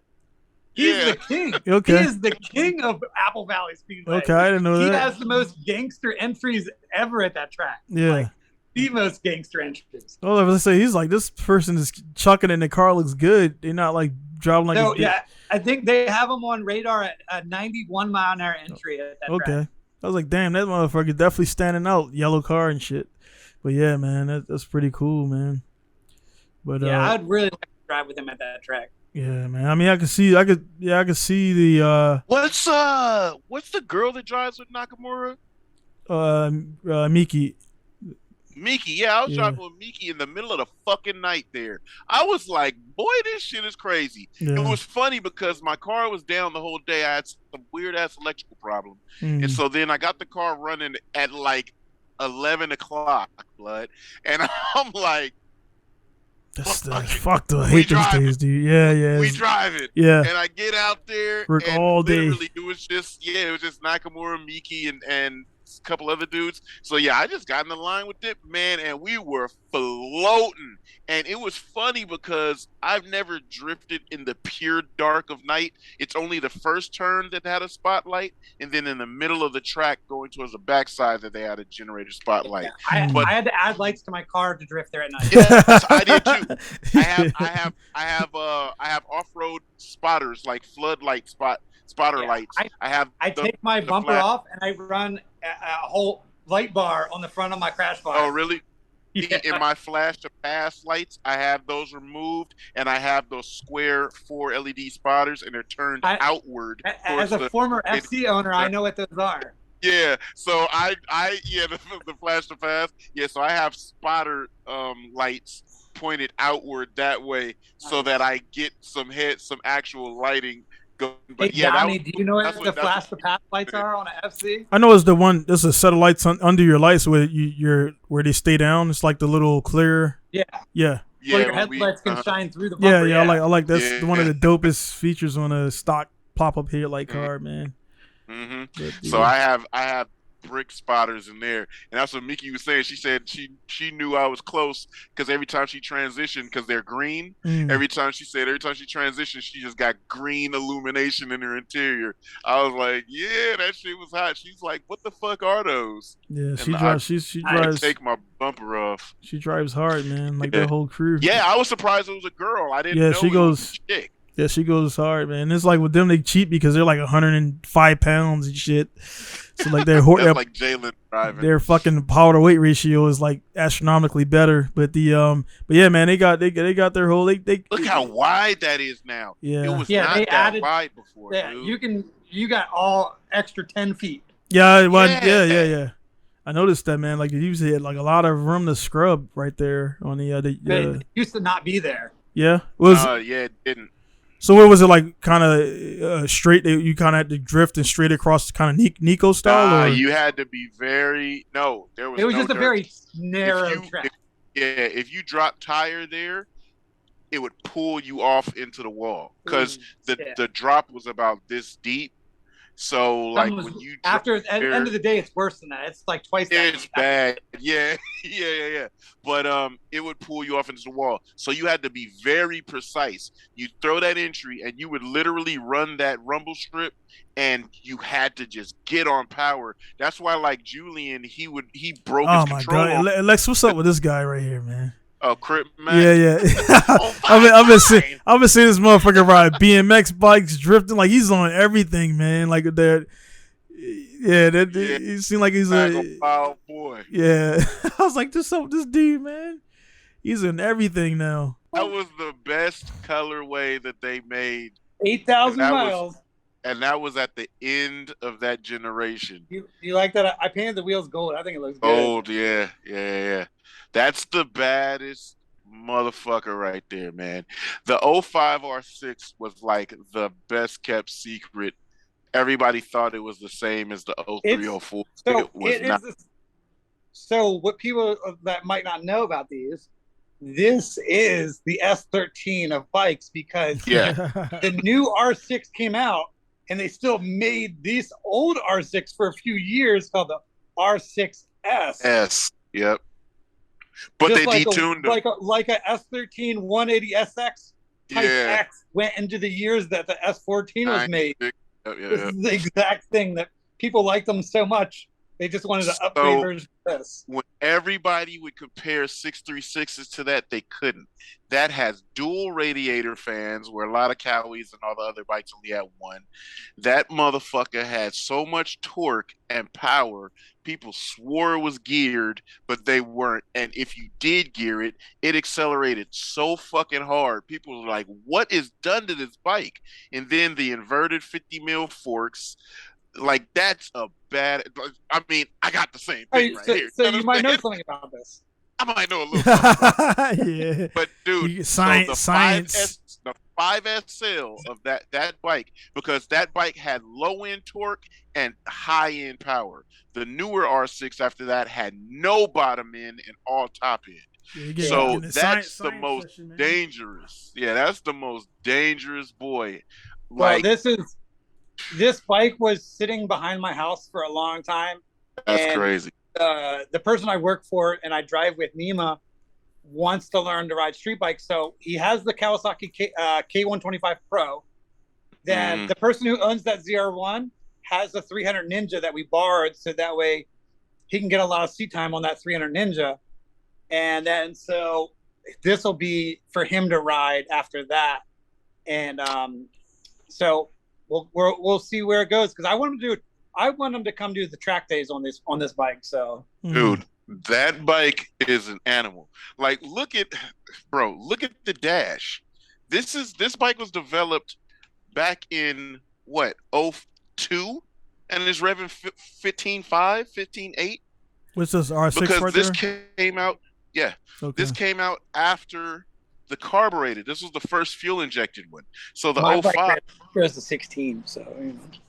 yeah, well, that was an '06, right? Because the '06 Yeah. R6 was rev 17. No, I almost So- thought I went to buy an '06 R6, and then I ended up buying the '06 GSX-R 600 because it said it Yeah. was a little bit friendlier on the street. Yeah, And I these figured are. I was going to be riding on the street more than the Yeah. track, so I figured that Gixxer would be better for me at the time. Yeah, these don't care how your back feel. These don't care how your knees feel. These only want to do one thing: go fast. And that's kind of like this motherfucker. This is dangerous, and this is a leader bike that really does rev to 14 plus. So, and the old school style I'm too, good. because the new shit revs to 15 plus. Those are still 4 cylinders making a ton of torque.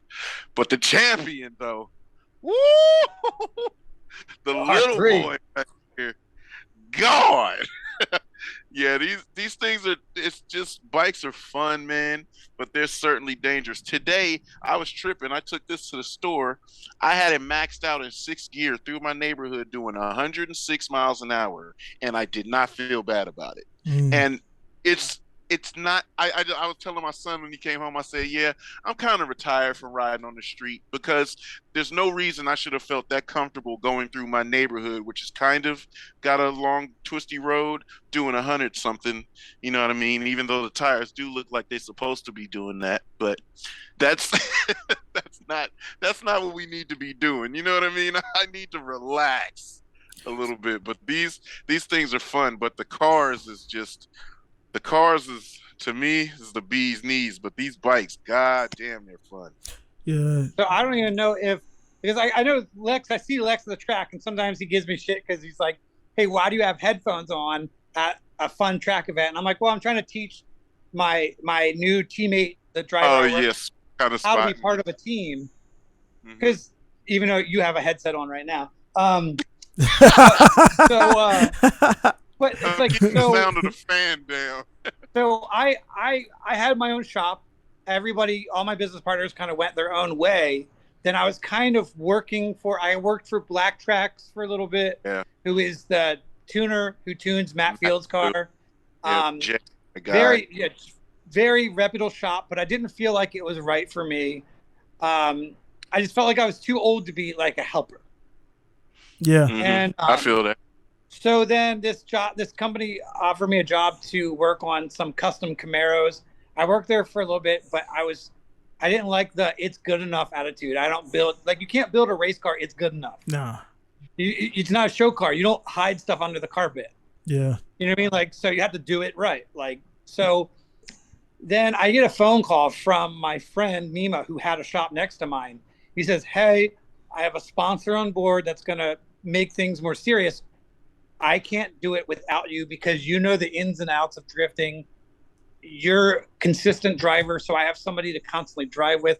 So then that's why I'm in the back shed of another shop. Is the owner of Beamer Only basically hired me to be a co-driver, manager, fabricator for him. Our sponsor is basically like funding it for a while. And that's kind of where I have this cushy job where I get to do cool ass stuff. Like, that's why I get to do Grid Life in Michigan. We bought Matt Field's trailer. So I have a 3-car stacker. I don't know. You see like the Dodge. We tell it. Yeah, I've been seeing that the whole time. Yeah. So that is Brian Ripperman's old truck. You know Ripperman, who is Matt's driver. Matt's driver. So that's his old truck. So then because of our sponsor and part of the deal, we got Eurofighters. Yeah. And so Nima is a talented driver. He drove on sims for a year. So he went from a sim drifting this at one event, a year of sim training, drove this a second event, drove an FD car as his 3rd track day ever at Summer Jam layout on the road course.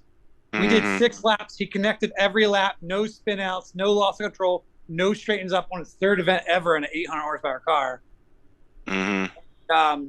But because this car is being built for Pro-Am car because he can't really drive Pro-Am with a Eurofighter. Yeah. So this car is getting built to the limits of basically Pro Spec and Pro-Am. So I have my old LS here, and then I have an LS 383 stroker for the Pro-Am car, and then the 330 is supercharged, and this is his basic car.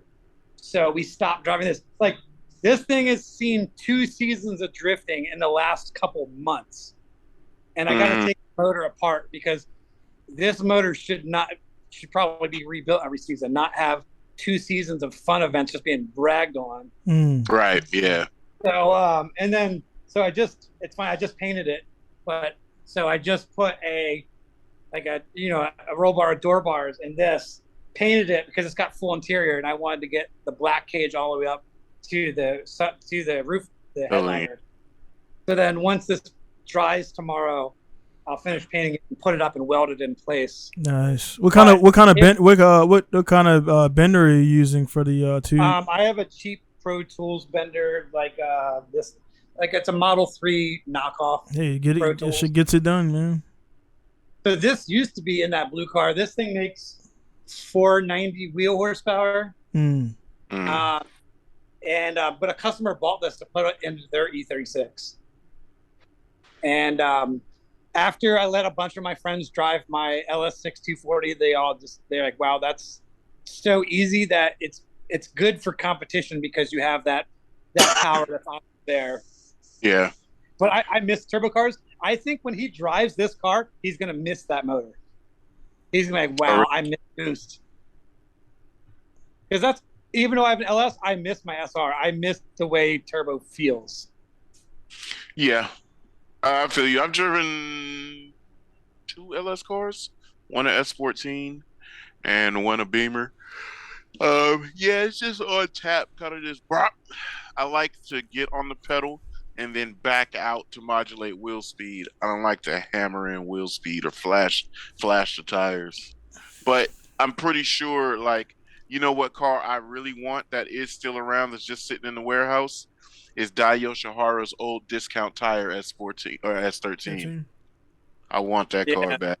That is one of the most iconic coupes in the world. Like man, that coupe and Naoki's coupe. Those 2 cars. Oh man. Man, I feel like however that car's set up, I love it. But do you have a stack? Do you have a stack of carbon Kevlar doors though? That's wild. No, Josh. Like what you mentioned, man. Like you said, it's cool to have a cush job, man. Like it's one of those things where a lot of people like they get into those positions with minimum work, and it's like cool, but it's like, man, you've been around the scene for a while, man. So like people say, oh, I'm pretty sure you get the jokingly for some people maybe, oh, that must be nice or blah blah blah. And it's like, nah, yeah, it is nice, motherfucker. I worked hard to get here, and I put in the time, and hey, man, so it's good stuff, man. Like I think at your age, Lex age, my age, like if you're still in the game, if you're not like up there, that means you probably were a dickhead and you didn't connect with people and you didn't Oh, that's the part I love. Yeah. Is the fact that I'm still in the game. Yeah. Still able to do it. How you want to do it though. How you want to do it. Yeah, doing it how you want to. That's what I was saying the other day. It's like I've made sure that whatever the hell I can do, I handle all my responsibilities, but I ain't never gonna stop playing with these cards. Yeah, man. Shit over here, like a lot Oka-chan and a few other dudes, they're like in there. They had to put it on pause to kind of do their thing, for the business stuff, and then once they get back up there, I took 6 years off, and then I'm back in, and I've done like all these. Well, I posted all these events because people thought I quit. I'm like, nah, I just didn't post about it. And like I'm in Osaka, then I'm in this track the next week, then I'm in that track the next week. Then I'm at this track next week. I'm like, yeah, dude, I put in the 6 years of sacrifice, and now it's time to play again. So now people are like, oh man, you're back. Again, I'm like, nah, dude, I didn't go away. I kind of put it on pause a little bit and repurposed that money, man. But I was actually that Supermoto, man. Is that Supermoto? Fucking fast as hell. Yeah, man. This new video I got edited. I haven't put it up. I got 3 videos. I got to chop. I'm gonna drop one. I was hammering fools on that R3.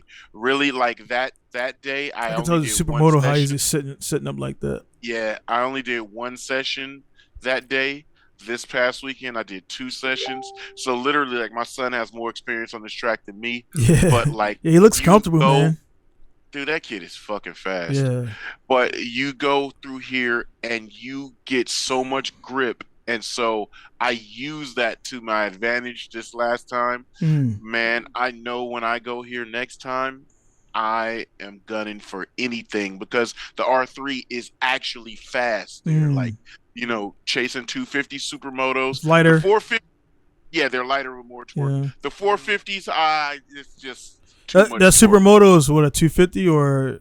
It depends on whatever you want. Yeah, that was a 250, and I can keep up, hang with, or even pull on them because the R3 has enough mid-range and top end, but it's just the way that they go in the quarters. Supermotos are going to dive on you because they're so light.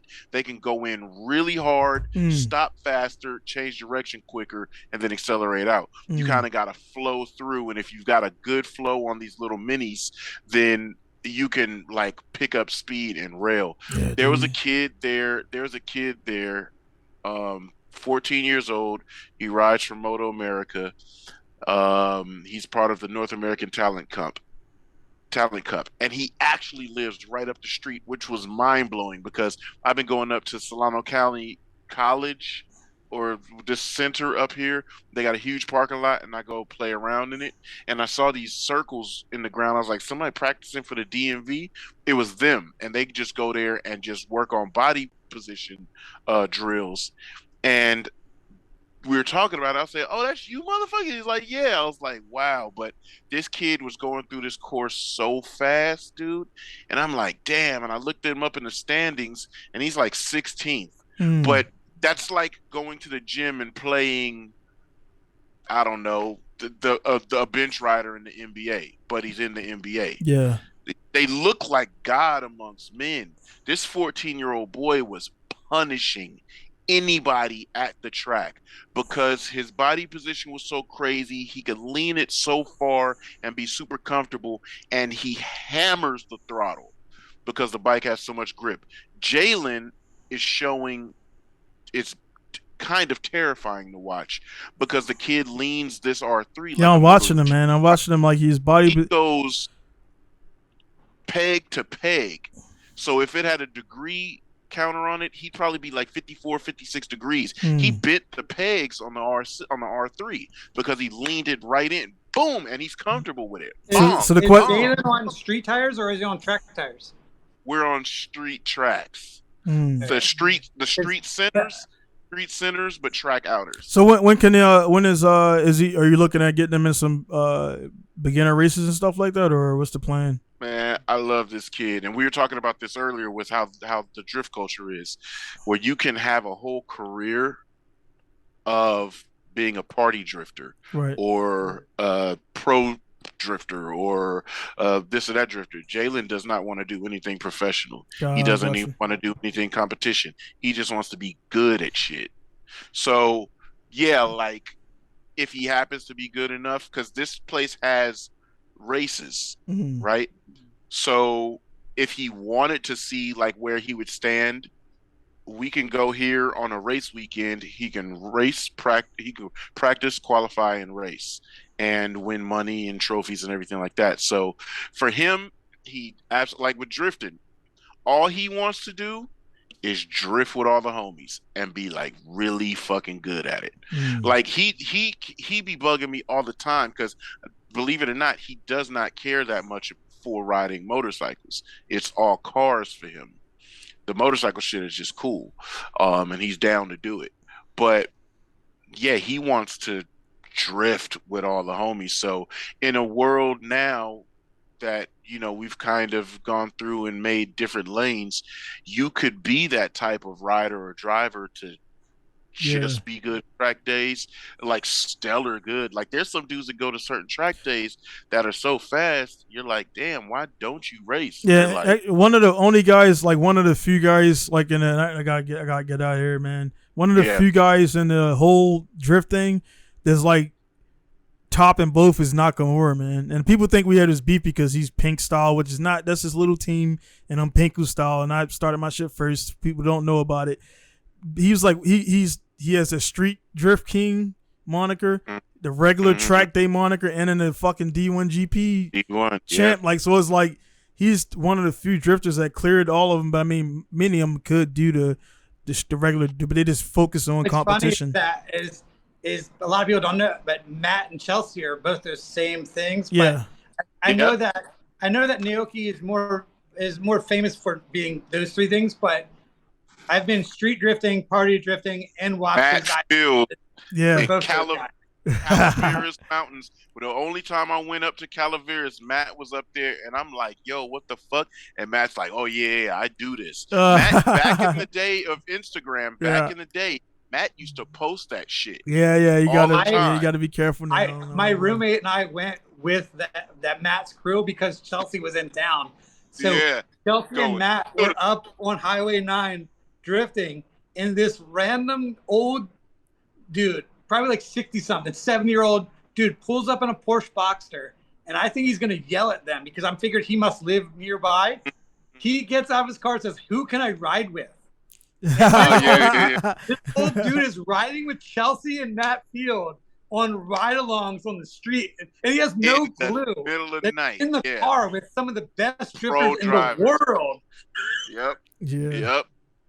That was the coolest shit, and like I said, it was just Matt was so relatable to me because he's a wild fucking boy, and then he used to be out there in the streets. Now he's older, married, professional dude, but his car was called the Beats. It was a piece of shit E30. You remember the Beats? Okay. Donnie, it had D-rings. It had D-rings welded to the shock towers because that's the easiest way to hook up a hook and yank the shock tower back to where it's supposed to be. Yeah. Yep. He used to go hit the streets, bro. And it was like, damn. JTP used to be the same way too. But he got out of that way earlier because he was trying to get that but and Matt was doing this up until like 3 years ago. I was just about to say like 2015. I was gonna say like 2015, 2017. But it's just like like Nakamura has that essence, and that's how Jalen wants to be. Who else is like that is like Julian Jacobs had the opportunity to go to FD. He got his license and he did not care. Right. He just didn't care. He didn't care to do it. It was cool to do that, to battle through that many battles in Pro-Am, and then go to Pro-Am All-Stars and battle all of the who's who of the nation's best drifters and I think he got third, but he carved his way doing his party drift thing with his group, with his homeboys, and that is just carved a lane for him. He could, at least his team could arguably be one of the most popular drift teams, guaranteed one of the most popular drift names and logos in the world and in the space of drifting. But that's a dude that does not care to do pro style drifting. Right. He came out to Sonoma Drift yesterday in his stock 350Z, but it's got all the shit. And it's been years, not years, but it's been a while since he's been there.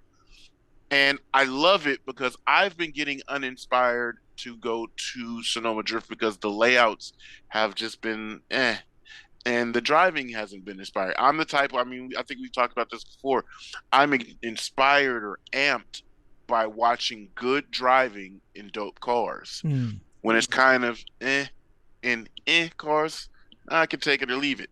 But, Julian come out there and he'll hit Summer Jam. It's just driver. It's not the fucking mods. That's like what we spoke earlier with the cat with the G35, talking about I'm gonna supercharge it so I can drift it better. It's like, bro, Man. everything in me wants to rip your heart out because you ain't using heart. You have to use heart to drive these cars. I mean, dude, I'm sure any of the three of us, if we went somewhere, like say we come to Japan and Donnie, you're like, yo, Lex, all I got is this RX-8 for you. Josh here, jumping this NA S14 over I was here. just about to say.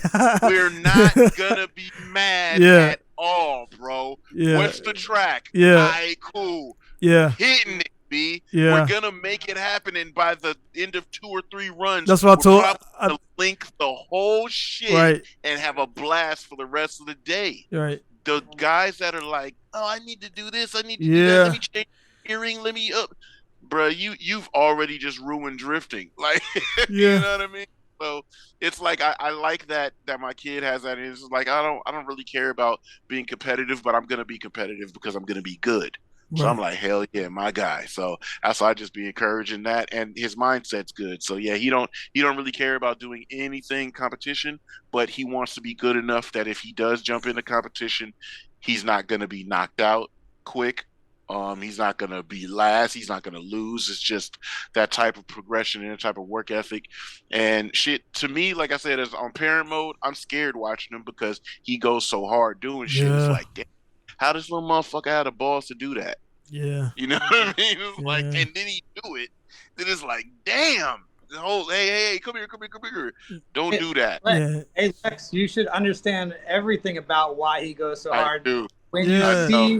you see a person with very supportive parents, enter any sport, any motorsport, they're more likely going to win because they have that support from the parents, and you're that guy now. Yeah. Look at like. Yeah. I guarantee you, before you had him doing this stuff, you used to be like, "Damn, it must be nice. These guys with these families that take care of them." And now you're the guy. You're the guy. It's kind of like. See, I always had my dad in my corner, so I kind of knew the feeling, but I was always trying to be so independent to do everything on my own. My dad would be like, "Yo, can I help you with anything?" I'd be loading the truck outside.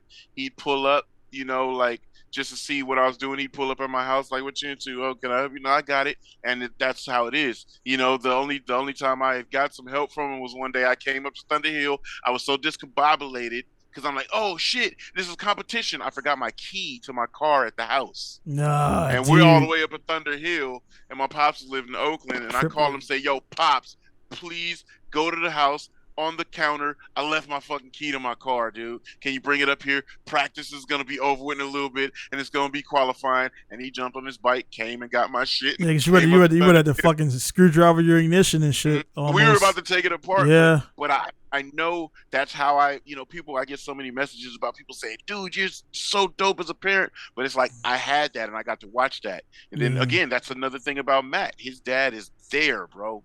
Yeah, Bruce is there for him all the time. There, bro. So I get to watch that too. So I know how it felt having my dad with me, doing that kind of shit. And to watch Matt when he made that post the other day about just him having his dad there in his corner the whole time. I watched JTP's dad. Them motherfuckers come from Michigan every single round. Every fucking round. There is not a round he does where his parents aren't right there. Where his dad that may be totally out his league fucking with this car. He wants to get in there though. You know what I mean? So I get to watch that. I have that. And so it's easy for me to do that with Jalen. It's easy on accident. You know what I mean? It's like when I'm on the track and it's like, yo, you got it, champ. You faster than me. This is all you. Only time I ride is when he get tired or say, I'm gonna take the session off. Then I go ride and guess what I gotta do? I got to show my ass because he's faster than me. So I got to be faster than him. You know what I'm saying? The little short times I ride. And then when comes into my world in the cars, he respects it as an OG. Like, my pops knows what the fuck I have to do, and I'm gonna listen to everything he says. That's what, like, my homie that comes and he's watching, he's like, damn, dude, when you talk, your son is sitting there like this, and you could tell he's soaking it in. It's like, yeah, because he recognizes what's hard, what can go wrong, and how it looks when it goes right, and so he just focuses on that. So yeah, this shit is easy to do, but it's like one of those things where it's great to do it because it's kind of like, I know what this shit look like. And think about it. We rarely, you get them kids that go to football and be like, thanks, Mom. Thanks for taking me to all this shit. this ain't football. You know what I'm saying? Mom Yes, can't take yeah. it. She could, but nah, this is my place. I got this shit. Yeah, and then Josh, you still. I'm not sure. We don't talk. You have kids or not? Josh, a bachelor, Oh cut. yeah. Nah. Yeah. Like, He's like all that shit, and he's like, nah. Lexus. talked about my kid earlier. My GSXR. Yeah. My 240 is my other kid. Okay, I got you, man. I decided a while ago, like, kids. I've dated girls with kids. Yeah. And I can appreciate it. Baby daddy, man. I can appreciate the kids. Like I get along with people, obviously. Right. But so getting along with a kid and being patient, and I like teaching people.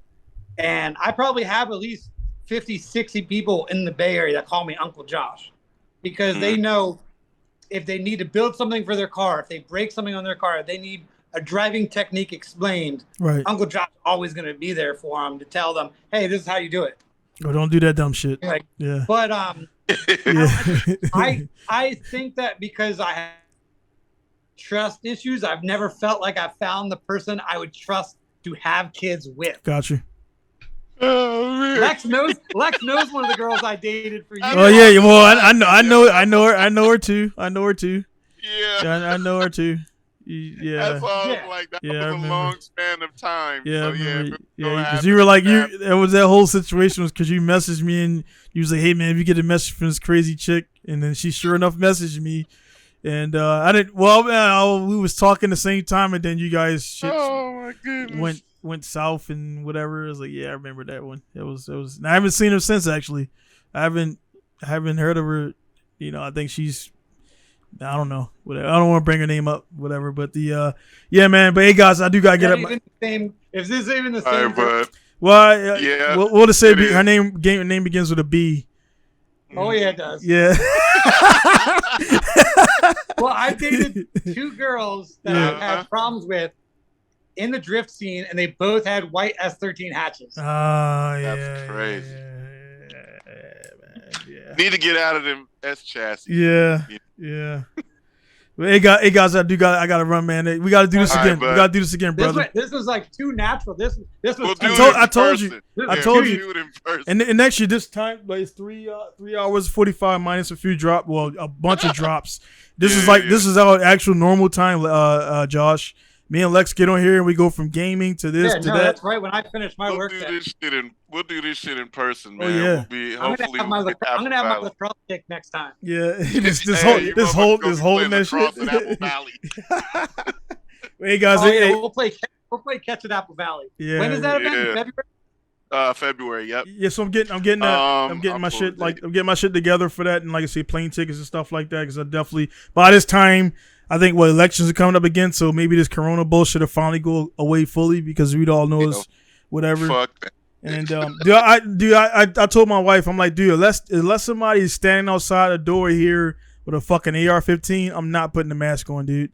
And I just walk, and everybody in Japan looks at me like I'm crazy because I'm just not doing it. I'm like, dude, I did enough 2.5 years of this shit.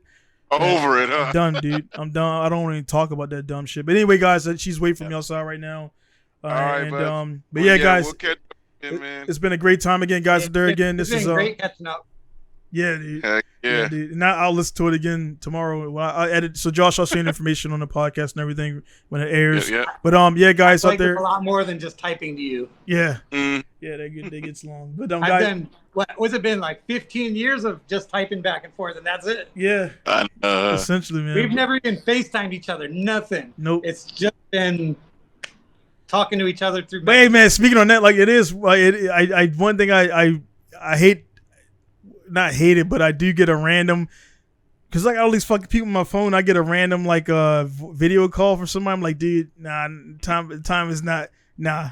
Like, unless it's somebody I know, like a random ass video call. Like if you ever video call me, Josh, I'm like, I'll pick up, but some random dude that I don't know, like, nah, dude, I'm not gonna video call you right now. I got my wife's tits in my hand and shit. So I don't want to deal with Speaking of that. your wife, man, go. Yeah, she's out there. Trouble. She's out. Nah, I make the money. Yeah. I make the money, man. So yeah. But now I want to fill in her tits later in the night. So her birthday's this weekend too. But anyway, guys, It's going to be Dyson from Massage Japan, Pinku Style. I got Josh and Lex here from California. And again, as we say always, man, this is just keeping it real. There's no edits. There's no whatever. So if you're looking to, I've put it out there. I'm about to close this window because this is episode number 153. So it's pretty much going to be, I don't want to make it exclusive, but, you know what I mean? Yeah, I've tried to have like random people on a podcast, but episode 173 I need to be on. 173. What's that? What's That's my number. All right, 173. So I got to do 20 more podcasts and get you on, man. I can do something in between. Oh yeah, I have to definitely do that one too. All right, cool. I just marked it down. 173, Josh. So Okay. it's already. That's the first. Locked in. That's the first person that's ever booked a number. And I mean, this is 153. So that's 20 episodes from now. My math is cool. But hey, guys, again, check out Josh on Facebook. Joshua Sher. Check out Lexis, of course. Josh, are you on IG at all? On Instagram? Yeah. What's Car your Bar Josh. Oh yeah, that's right. What is it? Car Bar was the Yeah, Bar Bar. that's right. I know it, but I just want to make sure I got your right thing. So I got that on there. Of course, Car Bar Josh, Instagram, of course, Lex is Lex _20 King _24. It'll all be down in the description, so you guys click on it. And yeah, man, send me your questions, whatever business stuff down on pinkustyle.com and anything like that. I don't get it done. Again, exporting, you know I do it. Performance, you know I do it, and everything. So if I don't do it, I know somebody who does it within Japan and stuff like that. So definitely contact me. Again, it's gonna be Dying Sign Out. Can you import Jalen a CBR 250RR? I know. Yeah, we could do. I could do crazy. bikes. Yeah. 250RR 4-cylinder 250. Yeah, boy. I could do bikes. 19 RPMs. Yeah, yeah. I'm about to get me a 250 something up there. Like looking at you guys' posts, man. So take it to the little track up here and try to drag knee or rip my knee off or some shit. I don't know. But Both will happen. Yeah. Well, I just rode my 135 on a motocross track the other day, and I forgot how I got used to the 454 stroke. Yeah. And a 2-stroke, I forgot how even though it's a 135, that shit'll fuck you up. Take off. I fell on a hill over the handlebars on my lunch break. I'm like, shit, I got cars to build and shit. Yeah, nah, we don't want to do No, that. well, the dude was like, hey man, take this way onto the track, and I never did it. And the hill was like this, and he's like, oh yeah, by the way, don't touch your front brakes. And I was like, oh yeah, okay, thanks, man. Over the fucking bars, the whole bike rotates over my leg and shit. I'm like, man, this is my lunch break. Guy just broke his legs at the kart track doing that. Yeah. Luckily, I didn't. It didn't land on my leg. I got my leg to move out of the way, but it was like a slow kind of fall over and shit. Endo. But all right, guys, I'm gonna get out of here, man. See you guys later, man. Hour. Yeah. All right, brothers. All right. Good talking to you guys. All right. So we done something from Masawa Japan, Pinku Style. See you guys later. Peace.